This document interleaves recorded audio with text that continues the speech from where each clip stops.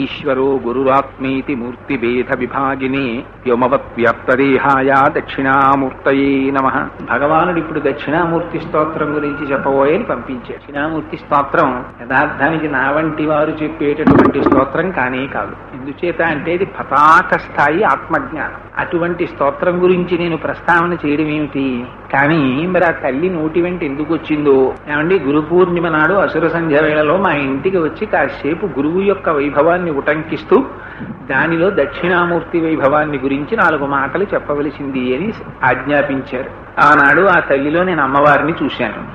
అమ్మవారే నన్ను ఇలా ఆజ్ఞాపించింది అనుకుని అమ్మా అలాగే అమ్మా అన్నాను. అందుకని నేను ఆ పలికేవాడిని, అమ్మ పలికిస్తుంది. అది ధైర్యం. శంకర భగవత్పాదులు చాలా అద్భుతమైనటువంటి స్తోత్రాలు చేశారు. వారు కారణజన్ములు. శృతి స్మృతి పురాణానాం ఆలయం కరుణాలయం నమామి భగవత్పాదం శంకరం లోకశంకరం అని పిలుస్తారు.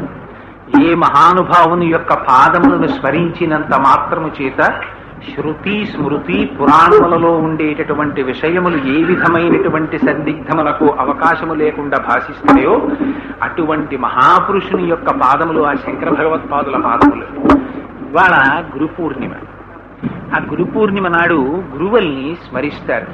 గురువుల యొక్క వైభవాన్ని ఒక్కసారి మనస్సులో తలుచుకుని ఆ గురువు యొక్క పాదములకు నమస్కరించేటటువంటి పరమ పవిత్రమైన రోజు. మనం జన్మతః కొందరికి కొన్ని రుణపడతాం.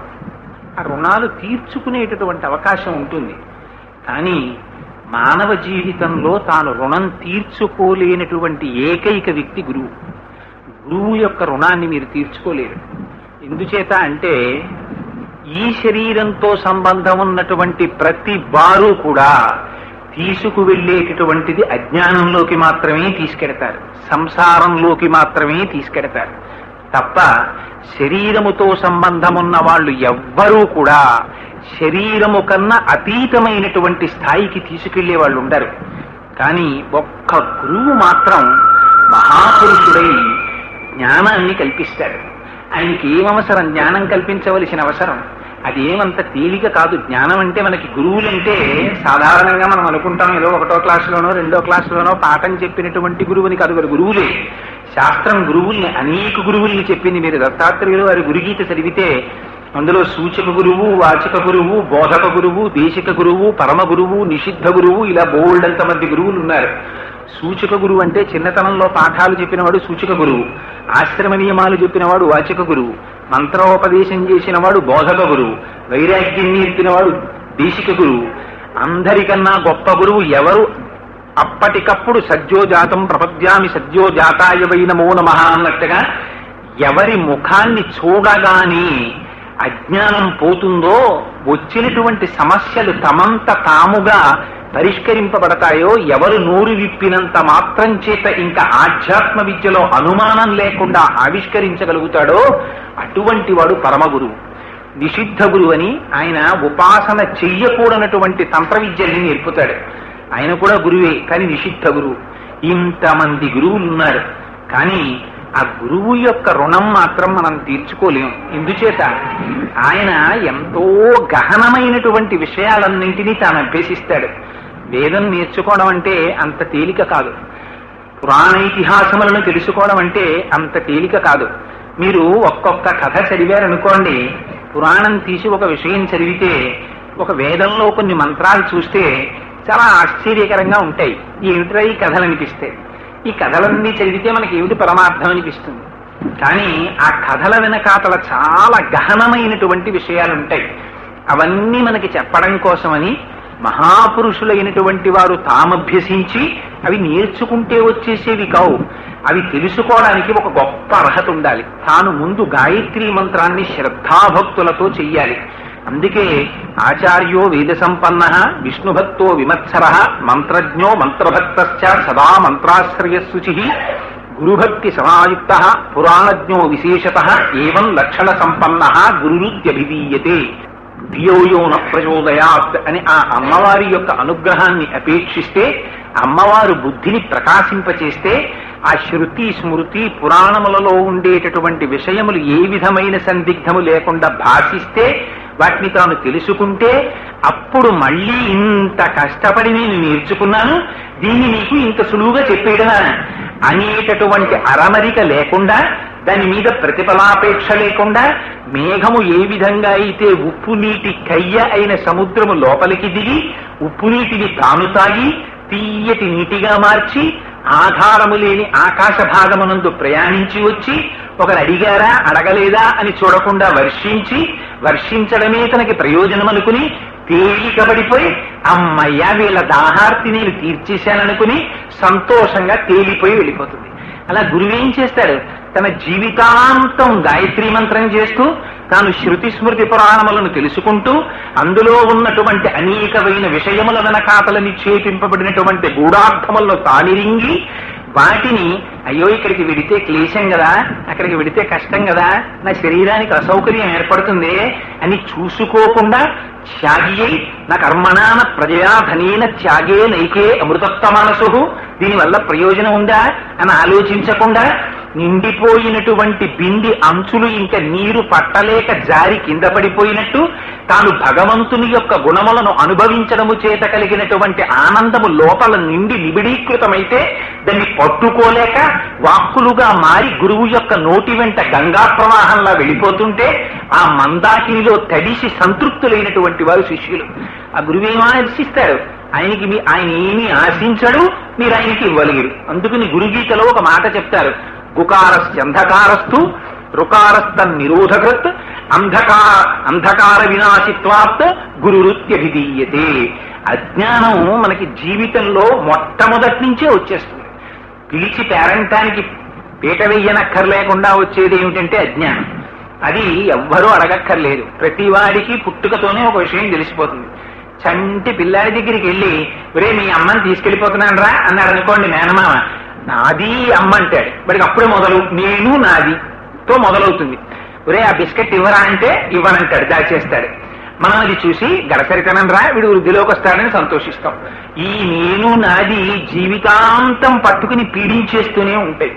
అంత తేలికగా ఇది నాది కాదండి, ప్రపంచమంతా బ్రహ్మమయం జగత్, ఇందులో నాది కానిదే ఉంది, సమస్తం నిండి వివిధీకృతమయ్యాను, నేను ఆత్మస్వరూపిణి అని ఎంతమంది అనగలరు? ఎవరిని చూసినా ఎన్ని కోట్ల మంది పుట్టినా అందరం శరీరంతో తాదాత్మ్యం చెందిన వాళ్ళమే. అందరం తల్లి తండ్రి అక్క చెల్లి అన్న తమ్ముడు. శంకరాచార్యుల వారికి ఎంత అసహ్యం వేసిందంటే భజగోవింద స్తోత్రంలో ఆయన మాట అన్నారు, నలినీజలగత జలమతి తరళం తత్వజ్జీవితమతిశయ చపలం విద్ధిర్వ్యాధ్యభిమానగ్రస్తం లోకం శోకచ హంత సమస్తం అన్నారు. తామరాకు మీద నీటి బుట్టు ఎంతకాలం ఉంటుంది? ఎవరికి తెలుసు ఎప్పుడు జారిపడిపోతుందో తెలియదు.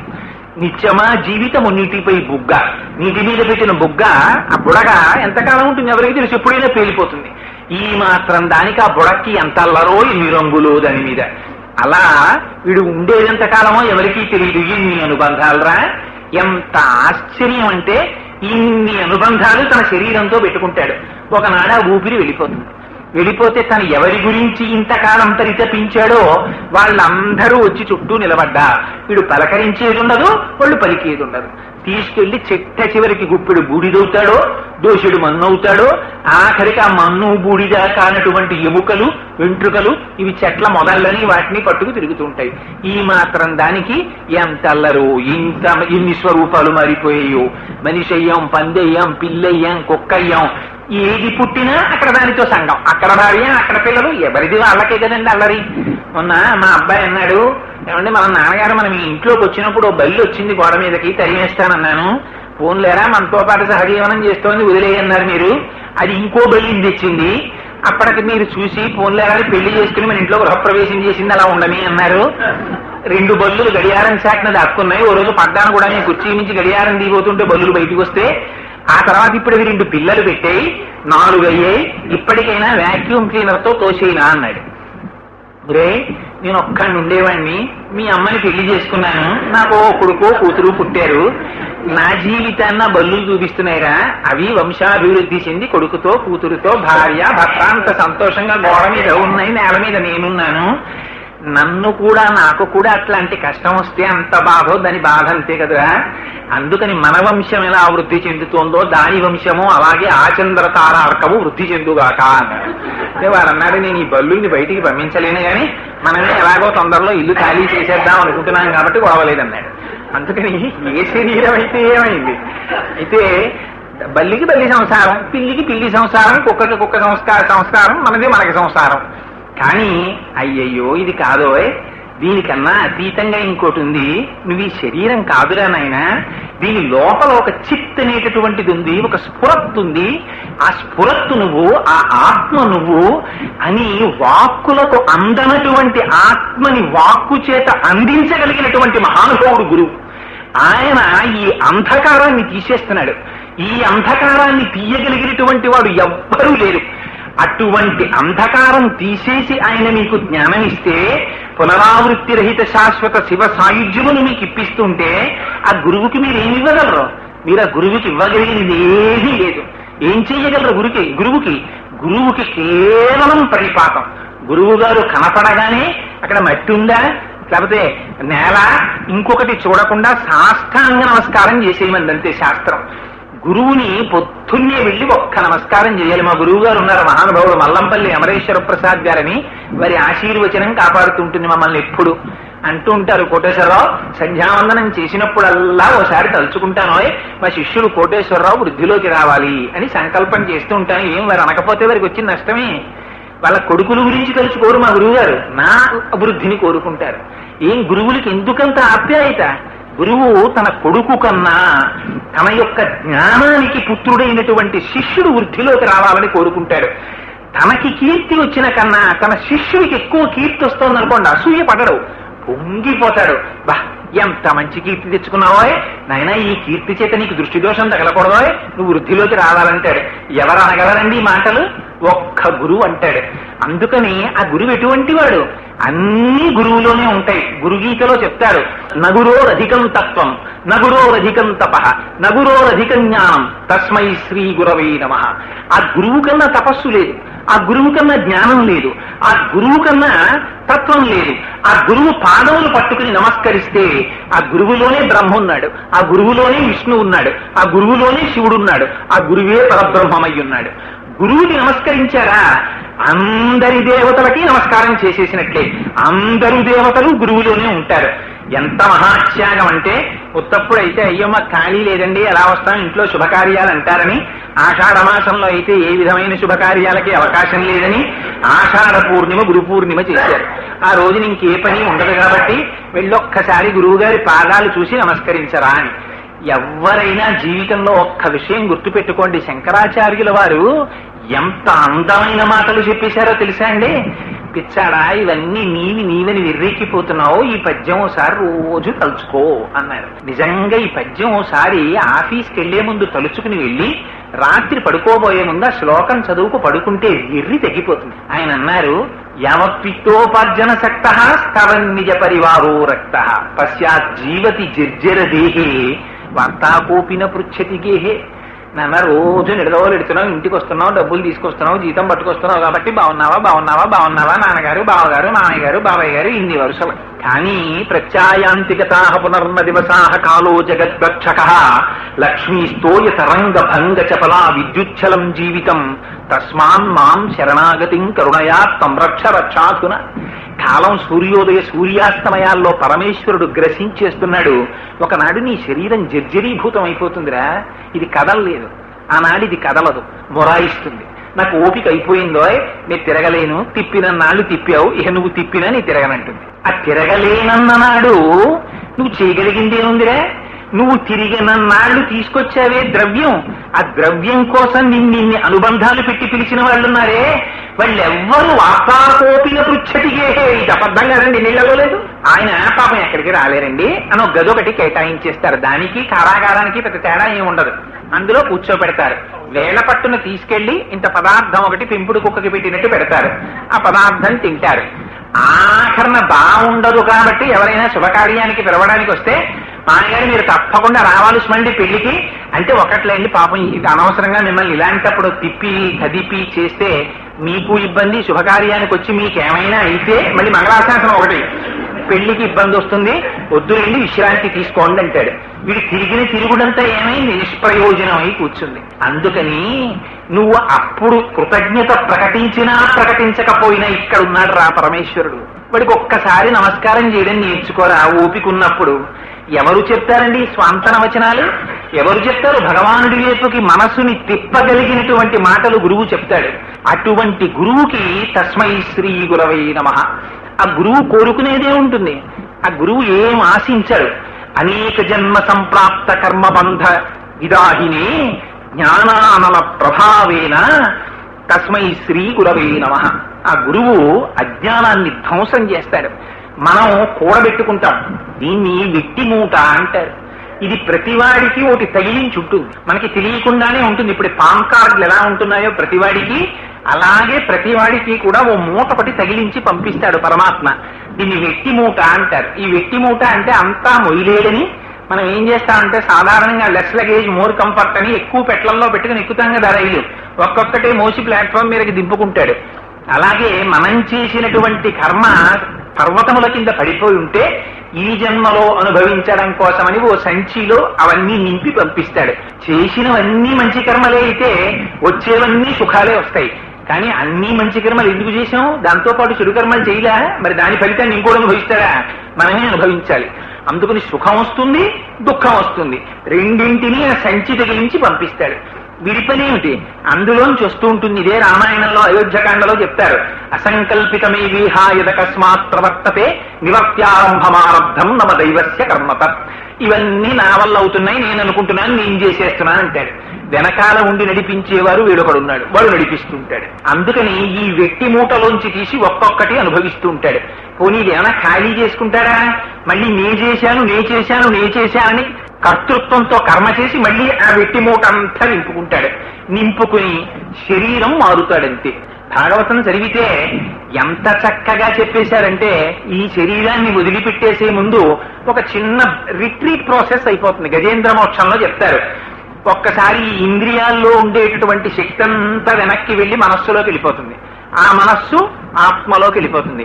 ఆ ఆత్మ వెళ్ళిపోయే ముందు, ఇంట్లోంచి వెళ్ళిపోయే ముందు పిల్లాన్ని చేత్తో పట్టుకుని అమ్మ బయటికి వెళ్ళినట్టు జీవుణ్ణి వెంట పెట్టుకుని ఆత్మ బయటికి వెళ్ళిపోతుంది. ఆ వెళ్ళిపోయేటప్పుడు కొన్ని కోట్ల రంధ్రాలు, 2 కళ్ళు ఉన్నాయి, 2 ముక్కులు ఉన్నాయి, 2 చెవులు ఉన్నాయి, ఓ నోరుంది, ఓ మలద్వారం ఉంది, ఓ మూత్రద్వారం ఉంది, కొన్ని లక్షల రోమకూపాలు ఉన్నాయి. వీటిల్లోంచి ఏదో ఒక ద్వారంలోంచి బయటికి వెళ్ళిపోతుంది. ఆ వెళ్ళిపోవడం ఎవ్వరికీ కనబడదు. వాడు వెళ్ళిపోగానే వీడు పోయాడు అంటారు. ఈ శరీరాన్ని తీసుకెళ్తారు, దగ్ధం చేసేస్తాడు. ఇది ఆ వెళ్ళిపోయే ముందే తను ఏ రకమైనటువంటి కర్మ కోసమని ఇంత తాపత్రయపడిందో అది చిట్ట చివర ఊపిరిగా పెట్టుకుని వేరొక శరీరాన్ని వెతుక్కుని ఒక ఆకు మించి వేరొక ఆకు మీదకి గొంగళీ పురుగు వెళ్ళిపోయేటప్పుడు వెనక కాళ్ళని విడిచిపెట్టి ముందు కాళ్లతో పట్టుకున్నట్టు ఒక ఉపాధిని విడిచిపెట్టి ఇంకొక ఉపాధిలోకి వెళ్ళిపోతుంటాడు. ఇప్పటి వరకు ఈ ఉపాధి ఆ జీవుడే ఇంకొక ఉపాధిలో ఉంటాడు. ఆయనే ఎప్పటి నుంచో కోరిక, కొడుకు పెద్ద ఆఫీసర్ అయి కారు కొనుక్కుంటే ఆ కారులో వెనక సీట్లో తాను కూర్చుని కిటికీ అద్దం దింపేసి ఆ కిటికీలోంచి వెళ్ళిపోతుంటే ఆ కిటికీలోంచి చూస్తుంటే అప్పటి వరకు తను సామాన్యుడిగా చూసిన వాళ్ళు అమ్మో కలెక్టర్ గారు తండ్రి అండి కోటేశ్వరారు అని చెప్పి చూడాలని కలలు కంటాడు. కానీ ఏమవుతాయి? ఆయుర్దాయం పరమేశ్వరుడి చేతిలో ఉంటుంది. ఈలోగా వాడికి ఏమైనా అయిందనుకోండి, ఆ కోరిక ఉండిపోయిందనుకోండి, జీవి మారుతాడు, కుక్క శరీరంలోకి వస్తాడు, ఆ ఇంట్లోనే ఉంటాడు. ఆ కొడుకు మీద తాపత్రయం. అందుకని కొడుకు ఇంటికి రాగానే వెళ్ళి ఆయన కాళ్ళ చుట్టూ తిరిగేస్తుంటాడు. వీడు చీచీ చీచీ అని పక్కకి తోసేస్తుంటాడు. అయినా ఎక్కడికి పోతుంది సంస్కారం? ఆ గత జన్మలో ఉన్నటువంటి ప్రేమ. కాసేపు కొడుకుతో తిరగాలని కోరిక, ఆయన గొలుసు పట్టుకుని కాసేపు అటు ఇటు తిప్పి తీసుకొచ్చి ఇంట్లో కట్టేస్తాడు. వాడు వెళ్ళిపోతుంటే ఏడుస్తుంటాడు, వాడు వస్తే సంతోషపడిపోతూ ఉంటాడు. ఆఖరికి కారు ఎక్కించుకుంటాడు, వెనక సీట్లో కూర్చుని నాలిక బయటికి జాపి హాహాహా అంటూ ఆ కారులో వెళ్ళిపోతుంటాడు. జీవుడు మారాడంటే ఉపాధి మారాడు, లోపల ఉన్నవాడు ఒకటే, ప్యాకింగ్ మెటీరియల్ మారిపోతుంటుంది. అందుకని నాన్న నువ్వు అనుకుంటున్నటువంటి ఇది నువ్వు కాదురా, ఇది నువ్వు అనుకుంటే ఇలాంటివి ఉండిపోతాయని సంతోషపడ్డ వాళ్ళు చాలా మంది ఉన్నారా. కొంచెం పెద్ద పెద్ద పదవుల్లో ఉన్న వాళ్ళు గంధపు చెక్కల్లో కాలిపోయారు, మామూలు వాళ్ళందరూ చింతకర్రల్లో కాలిపోయారు. తప్పించి ఉండిపోయిన వాడు ఎవడూ లేడు.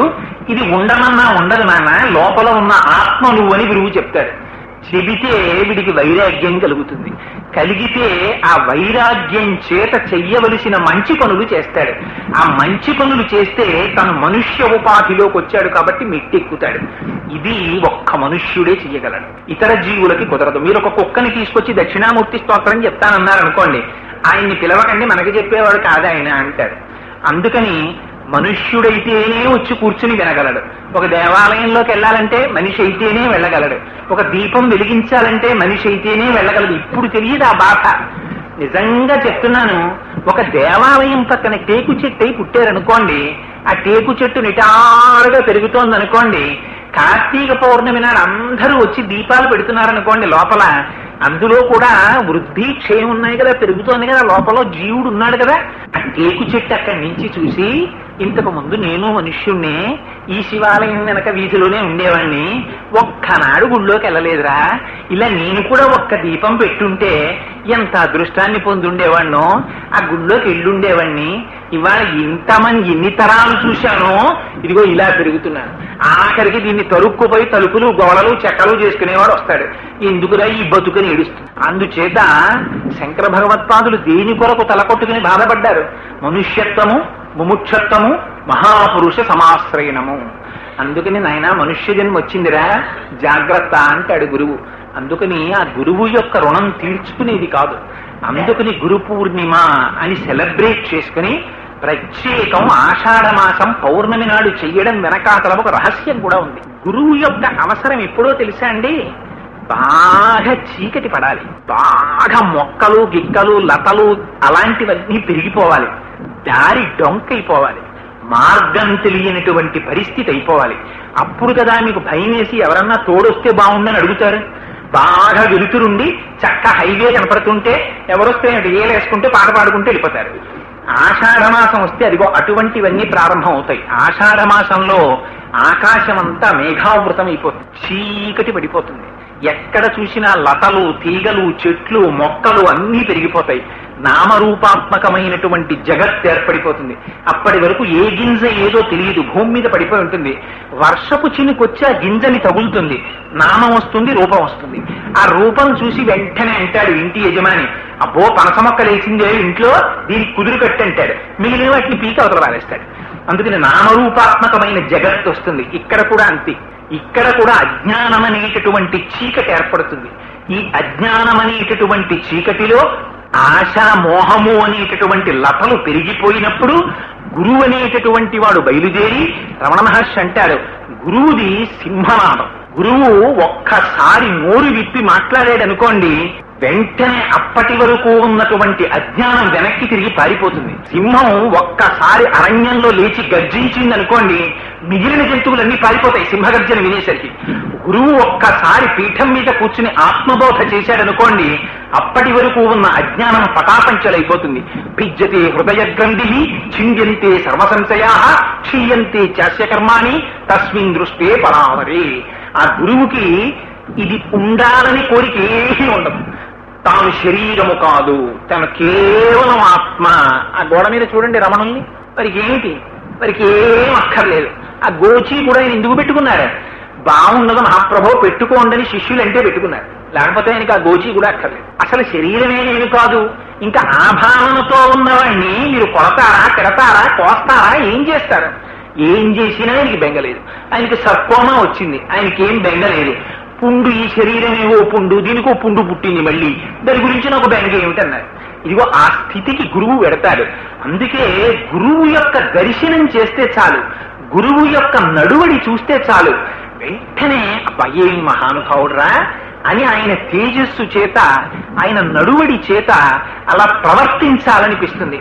శ్రీభాష్యం అప్పలాచార్య స్వామి వారిని కాకినాడలోనే ఉండేవారు మహానుభావుడు. రామాయణం ఇలా చంకలో పెట్టుకుని ఓ కండువా కప్పుకుని యలమంచలి సింహాద్రి ఎక్స్ప్రెస్ దిగేవారు. నేను ఆంధ్ర బ్యాంక్ లో పనిచేసేవాడిని. అప్పుడు ఇద్దరం కలిసి నడిచి బయటకు వచ్చేవాళ్ళం. ఓ రిక్షా కూడా వచ్చేది కాదు. స్వామి ఏమిటండి రామాయణం చెప్పడానికి ఎడుతున్నారా అంటే అవుననేవారు. మరి స్వామి ఎవరు ఏం రిక్షా కూడా పంపించరా అంటే ఎందుకో 4 అడుగులు నడిచి వెళ్ళిపోను అనేవారు. స్వామి ఏమండి మరి నడిచి వెళ్ళడం ఏమిటి స్వామి, కనీసం చెప్పుకునే వాళ్ళు రిక్షా పంపించరా, ఎంత ఉపకారం చేశారో, నన్ను రామాయణం చెప్పమన్నారు, వాళ్ళ ఇంటికి వెళ్ళి రామాయణం చెప్పి నేను ఎంత ఉద్ధరింపబడుతున్నాను కోటేశ్వరరావు, వారికి నేనా నమస్కరించవలసింది, వారు నాకా నమస్కరించవలసింది, పైగా రిక్షాయా నాకు. ఎంత విధేయతండి, ఎంత వినయం అండి. ఆ వినయం గది వారు నా స్థితికి తీసుకెళ్లింది, మహామహోపాధ్యాయ బిరుదాంకితుల్ని చేసింది. ఇవాళ శ్రీభాష్యం అప్పలాచార్య స్వామి వారి పేరు చెప్తే కంట నీరు పెట్టని వారు లేరు, ఆయన శరీరం విడిచిపెట్టారంటే. అది గురువు యొక్క స్థితి. ఒక కుటుంబంలో ఒకడు పోతే ఆ కుటుంబం బాధపడుతుంది. గురువు కాని వెళ్ళిపోయాడా సమస్త లోకం తల్లడిల్లిపోతుంది. మళ్ళీ ఆ గురువు ఎక్కడి నుంచి వస్తాడని ఇప్పుడే అక్కడ సభలో చెప్పొచ్చాను. గురువు వల్ల ఉండేటటువంటి ఉపకారం ఏమిటని అడిగారు రమణ మహర్షిని శిష్యులు. అంటే రమణులు అన్నారు, గురువు శరీరంలో ఉండడమే ఉపకారం అన్నారు. గురువుకి శరీరం అక్కర్లేదు, గురువుకి శరీరం గురించి తాపత్రయం లేదు, అది ఎప్పుడు పడిపోతే అప్పుడు పడిపోతుంది, దాని గురించి ఆయనకేం బెంగ లేదు. కానీ బెంగంతా ఎవరికి? శిష్యుడికి. గురువు గారు శరీరంలో ఉంటే అనుమానం రాగానే నోరు విప్పి చెప్పేస్తారు, ఉపదేశం చేస్తారు. కానీ ఆ గురువే శరీరంలో లేకపోతే మీరు సేవించుకోవడానికి మూర్తి లేదు. అందుకని గురువు శరీరంతో ఉండడం గురువుకి కాదు ప్రయోజనం, గురువు శరీరంతో ఉండడం శిష్యులకి ప్రయోజనం. అందుకని గురువు ఉండగా శిష్యులు సేవించుకుని ధన్యులు కావాలి. మళ్ళీ అటువంటి మూర్తి వస్తారో రారో. అందుకే ఎందరో రావచ్చు, ఎందరో వెళ్ళిపోవచ్చు, గురుస్వరూపం మాత్రం రాదు. అదిగో అటువంటి స్వరూపాలలో అత్యద్భుతమైనటువంటి స్వరూపం దక్షిణామూర్తి స్వరూపం. ఆ దక్షిణామూర్తి స్వరూపాన్ని శంకర భగవత్పాదాచార్యులు స్తోత్రం చేశారు. శంకరులు సాధారణంగా ఏ ఒక్క విషయాన్ని కూడా అనేక మార్లు చదివినట్టుగా ఎక్కడా వ్రాయలేదు. వారు ఏకసంతాగ్రాహి. ఒక్కసారిగా చూస్తే వారికి తెలిసిపోతుంది వారు ఎంత శక్తివంతులంటే. వారి దగ్గర పద్మపాదాచార్యులని శిష్యులు ఉండేవారు. ఒకసారి పద్మపాదాచార్యుల వారు తీర్థయాత్ర పెడతానని అడిగారు. అడిగితే శంకరులు అన్నారు, గురువు దగ్గర ఉంటే అన్ని తీర్థయాత్రలలోనూ ఉన్నట్టే, అందుకని నా మాట విను, నువ్వు తీర్థయాత్రకి వెళ్ళకన్నారు. అంటే పద్మపాదాచార్యుల వారు అన్నారు, లేదండి నాకు యాత్ర చెయ్యాలని కోరిక పుట్టింది, అందుకని వెళ్ళాలనుకుంటున్నానన్నారు. అంతకు మించి గురువులు నిగ్రహించారు. అందుకని ఆయన అన్నారు, సరే నాయన నీకంత బలీయమైన కోరిక పుడితే వెళ్ళిరా అన్నారు. పద్మపాదాచార్యుల వారు వార్తికం రాశారు శంకరుల యొక్క సూత్రాలకి. ఆ వార్తికాలు పట్టుకుని దక్షిణ భారతదేశానికి రామేశ్వరం వెడుతూ మధ్యలో వాళ్ళ మేనమామ గారింటికి వెళ్ళారు. ఆయన అద్వైత సిద్ధాంతానికి వ్యతిరేకం. ఆయన ఈ వ్యాఖ్యానాలన్నీ విన్నాడు. ఇవి కానీ పొద్దున్న వ్యాప్తి చెందితే మా సిద్ధాంతానికి ఇబ్బంది వస్తుందని ఆయనతో అన్నాడు, నువ్వు రామేశ్వరం వెడుతున్నావు కదా, అది చాలా గహనమైన ప్రయాణం, అందుకు నువ్వు అక్కడికి వెళ్ళినప్పుడు ఏమైనా ఇబ్బంది ఏర్పడి ఈ వార్తికాలు పోతే మళ్ళీ ఎక్కడి నుంచి వస్తాయి, ఇంత కష్టపడి రాశావు, మా ఇంట్లో పెట్టి వెళ్ళు, భద్రంగా ఉంచుతానన్నాడు. ఆ ఇంట్లో పెట్టుకున్నాడు. పాపం పద్మపాదాచార్యుల వారు వెళ్ళిపోయారు. ఆయనకి దంగి ఇదే పట్టుకుంది.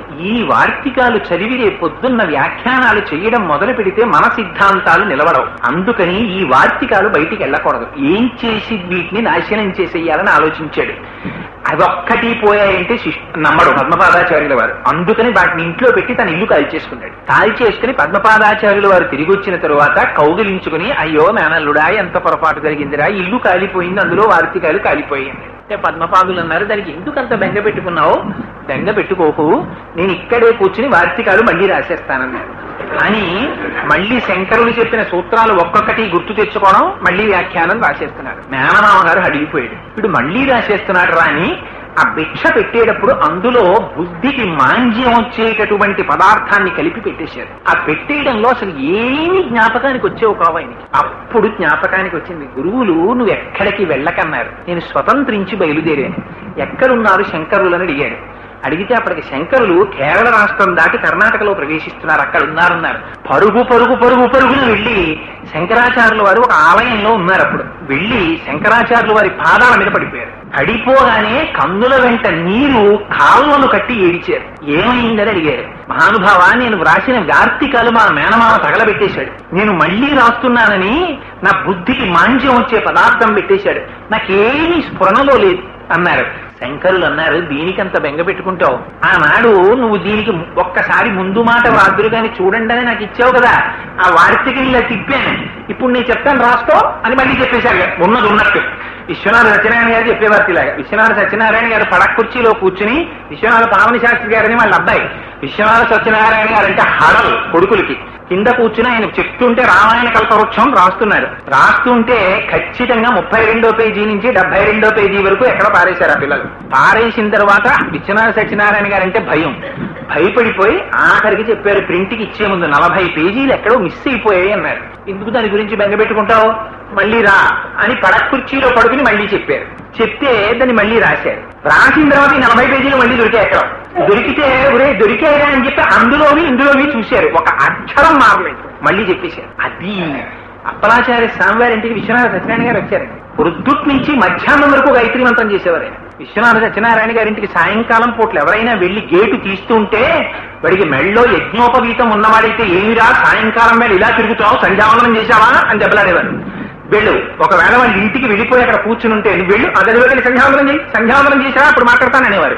అంత నిష్ఠాగరిష్ఠులు. అందుకే మహానుభావుడు రామాయణ కల్పవృక్షం రాసి జ్ఞానపీఠ అవార్డు గ్రహీత అయ్యారు. అందుచేత అదిగో గురువుల యొక్క వైభవం అంటే అలా ఉంటుంది. అటువంటి శంకరులు తన జీవిత కాలంలో దగ్గరగా 14 మార్లు 18 మార్లు చదివారంటారు సూత సంహిత. స్కాంద పురాణాంతర్గతం సూత సంహిత. ఆ సూత సంహితలో దక్షిణామూర్తి యొక్క వైభవాన్ని వర్ణించారు. అది శంకరులు అన్ని మాటలు చదివి బ్రహ్మసూత్రాలకి భాష్యం రాసిన తర్వాత అప్పుడు దక్షిణామూర్తి స్తోత్రం రాశారంటారు. ఆ దక్షిణామూర్తి స్తోత్రం అత్యద్భుతమైన స్తోత్రం. అది పూర్తి వేదాంతం. అయితే దాంట్లో ఒక గొప్ప రహస్యం ఏమిటంటే గురుగ్రహం యొక్క అనుగ్రహం లోపిస్తే జాతకంలో చాలా ఇబ్బందులు వస్తాయి. ఇది గురువుల్ని స్తోత్రం చేసింది దక్షిణామూర్తి స్తోత్రం. అందుకని దక్షిణామూర్తి స్తోత్రాన్ని చదివినా దక్షిణామూర్తి దేవాలయానికి వెళ్ళినా గురువుల యొక్క కటాక్షం కలుగుతుంది. తమిళనాడు అంతా దక్షిణామూర్తి దేవాలయాలు, సుబ్రహ్మణ్య దేవాలయాలు ఉంటాయి. సుబ్రహ్మణ్యుండి ఆరాధించి కుజగ్రహం తాలూకా ఇబ్బందుల నుంచి తప్పుకుంటారు. దక్షిణామూర్తి దేవాలయానికి వెళ్లి గురుగ్రహం యొక్క అనుగ్రహాన్ని సంపాదించుకుంటారు తమిళులు. అందుకే మనకి ప్రాంతీయ పార్టీ పాలించిన అన్ని ఇండస్ట్రీస్ అక్కడే ఉంటాయి. అంత ఐశ్వర్యం. ఈ మాటలు నా సొంతంగా చెప్పట్లేదు, నాకు పేరు చెప్పడం ఇష్టం లేదు. కానీ ఒక మహానుభావుడు తన వ్యాఖ్యానంలో ఉపాసనకి సంబంధించిన రహస్యాలు రాస్తూ అందులో ఈ మాట రాశారు. తమిళులు విశేషమైన అభివృద్ధి చెందిన వెనకాతల ఉన్న రహస్యం ఇది. అందుచేత దక్షిణామూర్తి స్తోత్రానికి ఉన్నటువంటి వైభవం అటువంటిది. ఆ దక్షిణామూర్తి అన్న పేరు కూడా చాలా చిత్రంగా ఉంటుంది. ఆ దక్షిణామూర్తి స్తోత్రం చేస్తూ దానికి ప్రార్థనా శ్లోకాలు చెప్పారు. అందులో శంకరులు అంటారు, మౌన వ్యాఖ్య ప్రకటిత పరబ్రహ్మతత్వం యువానం వర్షిష్టాంతే వసదృశిగణైరామృతం బ్రహ్మనిష్టై ఆచార్యేంద్రం కరకలిత చిన్ముద్రమానంద రూపం స్వాత్మారామం ముదితవదనం దక్షిణామూర్తి నీడే అన్నారు. మౌన వ్యాఖ్య ప్రకటిత పరబ్రహ్మతత్వం యువానం. ఆయన మౌన వ్యాఖ్య చేశారట. ఇది పరస్పర విరుద్ధమైనటువంటి మాట. వ్యాఖ్యానం చేస్తున్నారంటే ఏమండి కోటేశ్వరరావు గారు వచ్చి వ్యాఖ్యానం చెప్తారట అన్నారు అనుకోండి, నేను వచ్చి నిశ్శబ్దంగా కూర్చుని ఓ నమస్కారం చేసి లేచి వెళ్ళిపోయాను అనుకోండి, వీడు అసాధ్యం కోలా ఏమిటి అలా కూర్చుని లేచి వెళ్ళిపోయాడు ఏమిట్రా వీడు, ఇదేం వ్యాఖ్య అంటే ఇది మౌన వ్యాఖ్య అన్నాను అనుకోండి, నేను ఎవరికి అర్థం అవుతుంది. కానీ అందులో చాలా రహస్యం పెట్టేశారు. మౌన వ్యాఖ్య ప్రకటిత పరబ్రహ్మతత్వం యువానం. దీన్ని ప్రకటించారట మౌన వ్యాఖ్య ద్వారా. నోటితో చెప్పడం మాని ముద్ర బట్టి చెప్పారు అని దాని అర్థం. అంటే అన్ని నోటితో చెప్పక్కర్లేదు, ఒకటి ముద్ర పట్టారు, ముద్ర బట్టి చెప్పేశారు. ఆ చెప్పేటప్పుడు ఎవరున్నారు? చిత్రం బటతరోర్మూలే వృద్ధా శిష్యా గురుర్యువా గురోస్తు మౌనం వ్యాఖ్యానం శిష్యాస్తు చిన్న సంశయా. ఇది ఒక విచిత్రమైనటువంటి లక్షణం. చిత్రం వటతరోర్మూలే, ఒక బ్రహ్మాండమైనటువంటి వటవృక్షం కింద దక్షిణామూర్తి కూర్చున్నారు. దక్షిణామూర్తికి అభిముఖంగా కూర్చున్న వాళ్ళు ఎవరు? వయస్సులో అపారమైనటువంటి వృద్ధులైన సనక సనందల వంటి ఆ సనత్కుమారుడు మొదలైనటువంటి వాళ్ళందరూ కూడా ఆయన చుట్టూ కూర్చున్నారు. చిత్రం వటతరోర్మూలే వృద్ధా శిష్యా గురుర్యువా. గురువు గారు అందరికన్నా యువకుడు గురువు గారు. గురువు గారు కూర్చుని దక్షిణామూర్తి స్తోత్రం చెప్తున్నారు. వింటున్న శిష్యులందరూ వృద్ధులు. గురోస్తు మౌనం వ్యాఖ్యానం. గురువు గారు మౌనంగా వ్యాఖ్యానం చేశారు, నోరు విప్పి చెప్పలేదు. శిష్యాస్తు చిన్న సంశయా. శిష్యుల యొక్క అనుమానాలన్నీ తీరిపోయాయి అన్నారు. ఇంతకుముందు ఎందరు గురువుల దగ్గరకో వెడితే నోరు విప్పి చెప్పారు, ఎవరికి తీరలేదు, అనుమానాలు తిరిగిపోయి. దక్షిణామూర్తి దగ్గరికి వచ్చారు, నోరు విప్పి చెప్పకుండా మొదలుపెట్టారు. ఆయన వాళ్ళ సంశయాలు తీరిపోయి అమ్మయ్య బ్రహ్మం అంటే ఏమిటో మాకు ఇప్పుడు అర్థమైందని వాళ్ళు సంతోషంగా వెళ్ళిపోయారట. ఇలాంటి దక్షిణామూర్తిని ఆరాధన చేస్తే గురవే సర్వలోకానాం భిషజే భవరోగిణాం నిధయే సర్వ విద్యానాం దక్షిణామూర్తయే నమః అన్నారు శంకరాచార్యులు వారు. గురవే సర్వలోకానాం, సమస్త లోకములకు కూడా ఈ దక్షిణామూర్తి గురువు. గురవే సర్వలోకానాం భిషజే భవరోగిణాం, భవరోగానికి భిషక్ అంటే ఆయన వైద్యుడు. నిధయే సర్వ విద్యానాం, అన్ని విద్యలకు ఆయన నిధి. దక్షిణామూర్తయే నమః, అటువంటి వారికి నమస్కరిస్తున్నాను. గురవే సర్వలోకానాం, అన్ని లోకములలో ఉండేటటువంటి వారికి దక్షిణామూర్తి గురువు. భిషజే భవరోగిణ, పరమశివుడికున్నటువంటి చాలా చిత్రమైనటువంటి పేర్లలో భవ అని ఒక పేరు. ఆయనకి పరమశివుడికి పూజ చేసేటప్పుడు ఓం నిధనపతయే నమః, ఓం నిధనపతాంతికాయ నమః, ఓం ఊర్ధ్వాయ నమః, ఓం ఊర్ధ్వలింగాయ నమః అంటూ ఓం భవాయ నమః, ఓం భవలింగాయ నమః అంటారు. అమ్మవారికి వెంటనే పక్కన మాట చెప్తారు, ఓం భవస్య దేవస్య పత్నే నమః అంటారు. ఏమిటి నామం? దీని లింగ పురాణం వ్యాఖ్యానం చేసింది. లింగ పురాణంలో ఈ భవ అన్న నామం గురించి చెప్తూ ఒక అందమైన వ్యాఖ్యానం చెప్పారు.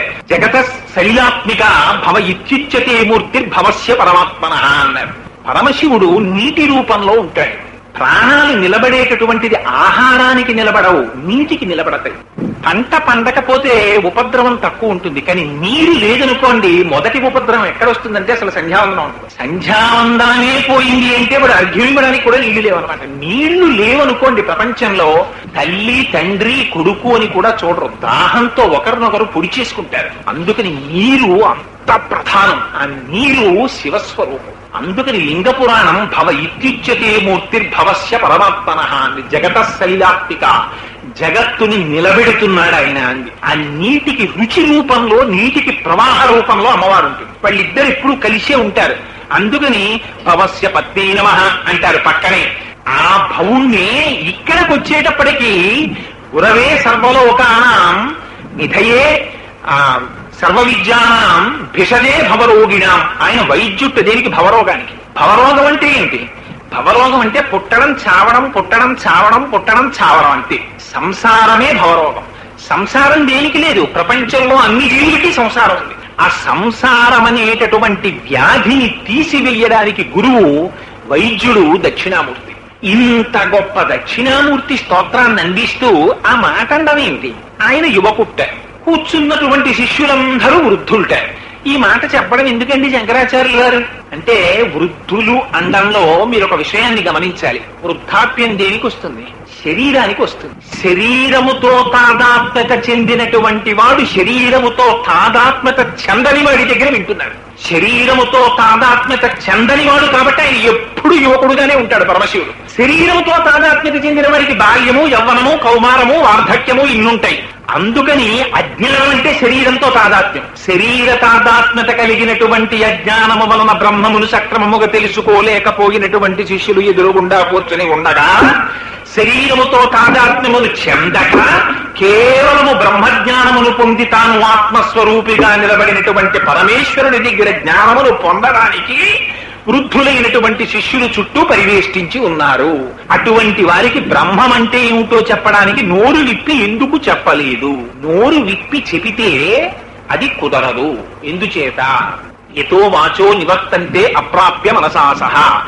ఎక్కడ వాక్కు మనస్సు ఇంకా మేము చెప్పలేమని వెనక్కి తిరిగిపోతాయో అక్కడ బ్రహ్మమున్నది. ఏమిటి కారణం అంటే, ఇప్పుడు నేను విశ్వందర్పణ దృశ్యమాననగరీ తుల్యం నిజాంతర్గతం పశ్యన్నాత్మని మాయయా బహిరివోద్భూతం యథా నిద్రయా యస్సాక్షాత్ కురుతే ప్రబోధ సమయే స్వాత్మానమేవాద్వయం తస్మై శ్రీ గురుమూర్తయే నమగిదం శ్రీ దక్షిణామూర్తయే అని మొదలెట్టాననుకోండి, అదొకటే 2 గంటలు పడుతుంది. అందుకని ఇవాళంతా కుదరదు కాబట్టి ఒక విహంగ వీక్షణం కింద దక్షిణామూర్తి స్తోత్రాన్ని స్పృశిస్తాను. ఎందుకంటే ఇలాంటి రోజున దక్షిణామూర్తి స్తోత్రాన్ని వినడం జన్మ జన్మాంతర సుకృతం. అందుచేత శంకరులు అంటారు, ఈ స్తోత్రంలో ఇలా పట్టారంతే శంకరులు. అందుకని దీన్ని చిన్ముద్ర అంటారు. ఇలా ముద్ర పట్టారు. ఎదురుగుండా కూర్చున్న వాళ్ళందరికీ అజ్ఞానం పోయింది. ఏమిటి ముద్ర అంటే, నోరు విప్పి చెప్తే అర్థం అవుతుందా? ఇలా ముద్ర పట్టుకుంటే అర్థం అవుతుందా? అర్థం అయిందిట కూర్చున్న వాళ్ళకి. ఏమిటి ముద్ర అంటే, ఇందులో రహస్యం మీకు తేలిక భాషలో చెప్పాలంటే, నన్ను మీరు వచ్చి అయ్యా మీరెవరండి అని అడిగారనుకోండి, నేను కోటేశ్వరరావునండి అంటాను. ఒక్క విషయం చాలా జాగ్రత్తగా ఆలోచించండి. ఈ కోటేశ్వరరావు అనబడేటటువంటి నామం ఎప్పుడు వచ్చింది నాకు? ఈ పేరు ఎప్పుడు వచ్చింది? ఈ రూపం ఒకటి వచ్చాక వచ్చింది. మా అమ్మ కడుపులోంచి నేను పిల్లాన్ని వస్తే అప్పుడు కూడా నాకు వెంటనే రూపం లేదు, నామం లేదు. బయటికి రాగానే మా నాన్నగారు అమ్మగారు తర్జన భర్జనలు పడి వీడికి ఏం పేరు పెడదామని ఆలోచించి ఏదో మొత్తం మీద సంకలనం చేసి వీడికి ఇంత పేరు పెడదామని ఓ పేరు పెట్టారు. ఆ పేరుతో ఈ శరీరం తాదాత్మ్యత పొందింది. కోటేశ్వరరావు ఇలా చూస్తాను. ఎందుకని? చాలా కాలం నుంచి అలవాటు అయిపోయింది ఇది కోటేశ్వరరావు అని. నామం ఉంటే రూపం ఉంది, రూపం ఉంటే నామం ఉంది, నామం లేకపోతే రూపం లేదు, రూపం లేక నామం లేదు. ఇది కదా, ఇది యథార్థం. అంగీకరిస్తారా? నామం ఉంది కాబట్టి రూపం ఉంది. అది కుండగా కనపడుతోంది కాబట్టి కుండ అంటున్నారు మీరు. నేను పటకార పట్టుకొచ్చి ఇదిగో కుండ అన్నాను అనుకోండి, మీరు ఏమంటారు? నోరు మీద కొండేట్రా పటకారానికి ఏం వెర్రే పిచ్చే అంటారు. ఎందుకని? మీకు లోపల ఒక జ్ఞానం ఉంది. బయట ఉందా లోపల ఉందా? ఇప్పుడు కుండ కుండ బయట లేదు, లోపల ఉంది. ఇది శంకరుల సిద్ధాంతం. బయట లేదు ప్రపంచం, తుల్యం నిజాంతర్గతం. ఇక్కడుంది ప్రపంచం. ఎలా ఉంది? విశ్వం దర్పణ దృశ్యమానగరి. అద్దంలో ప్రపంచం ప్రతిబింబించినట్టు సమస్త జగత్ జాయతే గచ్చతే ఇది జగత్, వచ్చిపోయి వెళ్ళిపోయేటటువంటి జగత్ నీ లోపల ఉన్న ఆత్మయందు భాషిస్తోంది. ఆత్మ చేత నువ్వు తెలుసుకుంటున్నావు. దానికి ఒక నామం పెట్టావు, దానికి ఒక రూపం వచ్చింది. ఆ రూపం వచ్చింది, నామం అంటున్నావు. అలా ఒకటి వెళ్ళిపోతుంది అనుకోండి. చంటి పిల్లలు ఉన్నారనుకోండి, వాడికి ఏం తెలియదు. నాన్నగారండి అది ఏంటండి అంటాడు. అది కారు నాన్న అన్నారు అనుకోండి, మీరు కారా అంటాడు 4 మాటలు. అన్న తర్వాత దాన్ని చూసి ఇది కారు అంటాడు. రేపు పొద్దున్న లారీని చూపించి నాన్నగారు కారు వెళ్ళిపోతోంది అంటాడు. అది కారు కాదురా, అది లారీ అంటారు. ఏం నాన్నగారు అది ఇలాగే వెళ్ళిందిగా అంటే అందులో మనుషులు కూర్చుంటారా, ఇందులో సరుకులు వేస్తారు, తేడా చెప్తారు. ఇప్పుడు కొంచెం పెద్దవాడైన తర్వాత ఇది లారీ, ఇది కారు. దీన్నే వేదాంత శాస్త్రంలో అయితే కొంచెం మాటలు మారుస్తారు. ఘటాకార వృత్తి, పటాకార వృత్తి అని పిలుస్తారు. ఇవి ఎక్కడి నుంచి వచ్చాయి? ఇక్కడ ఉన్నాయి లోపల ఈ వృత్తులన్నీ. మిగిలిన వాటికి వేటికి జ్ఞానం లేదు. ఇవేం చెప్పవు. మీరు చాలా జాగ్రత్తగా గమనించాలి దక్షిణామూర్తి స్తోత్రాన్ని. ఈ కన్ను ఉంది. ఈ కన్నుకి చూడడం ఒకటే దాని లక్షణం అంతే. కన్ను ఇండిపెండెంట్ యాక్టింగ్ కంటికి ఉండదు. ఇది చూస్తుంది.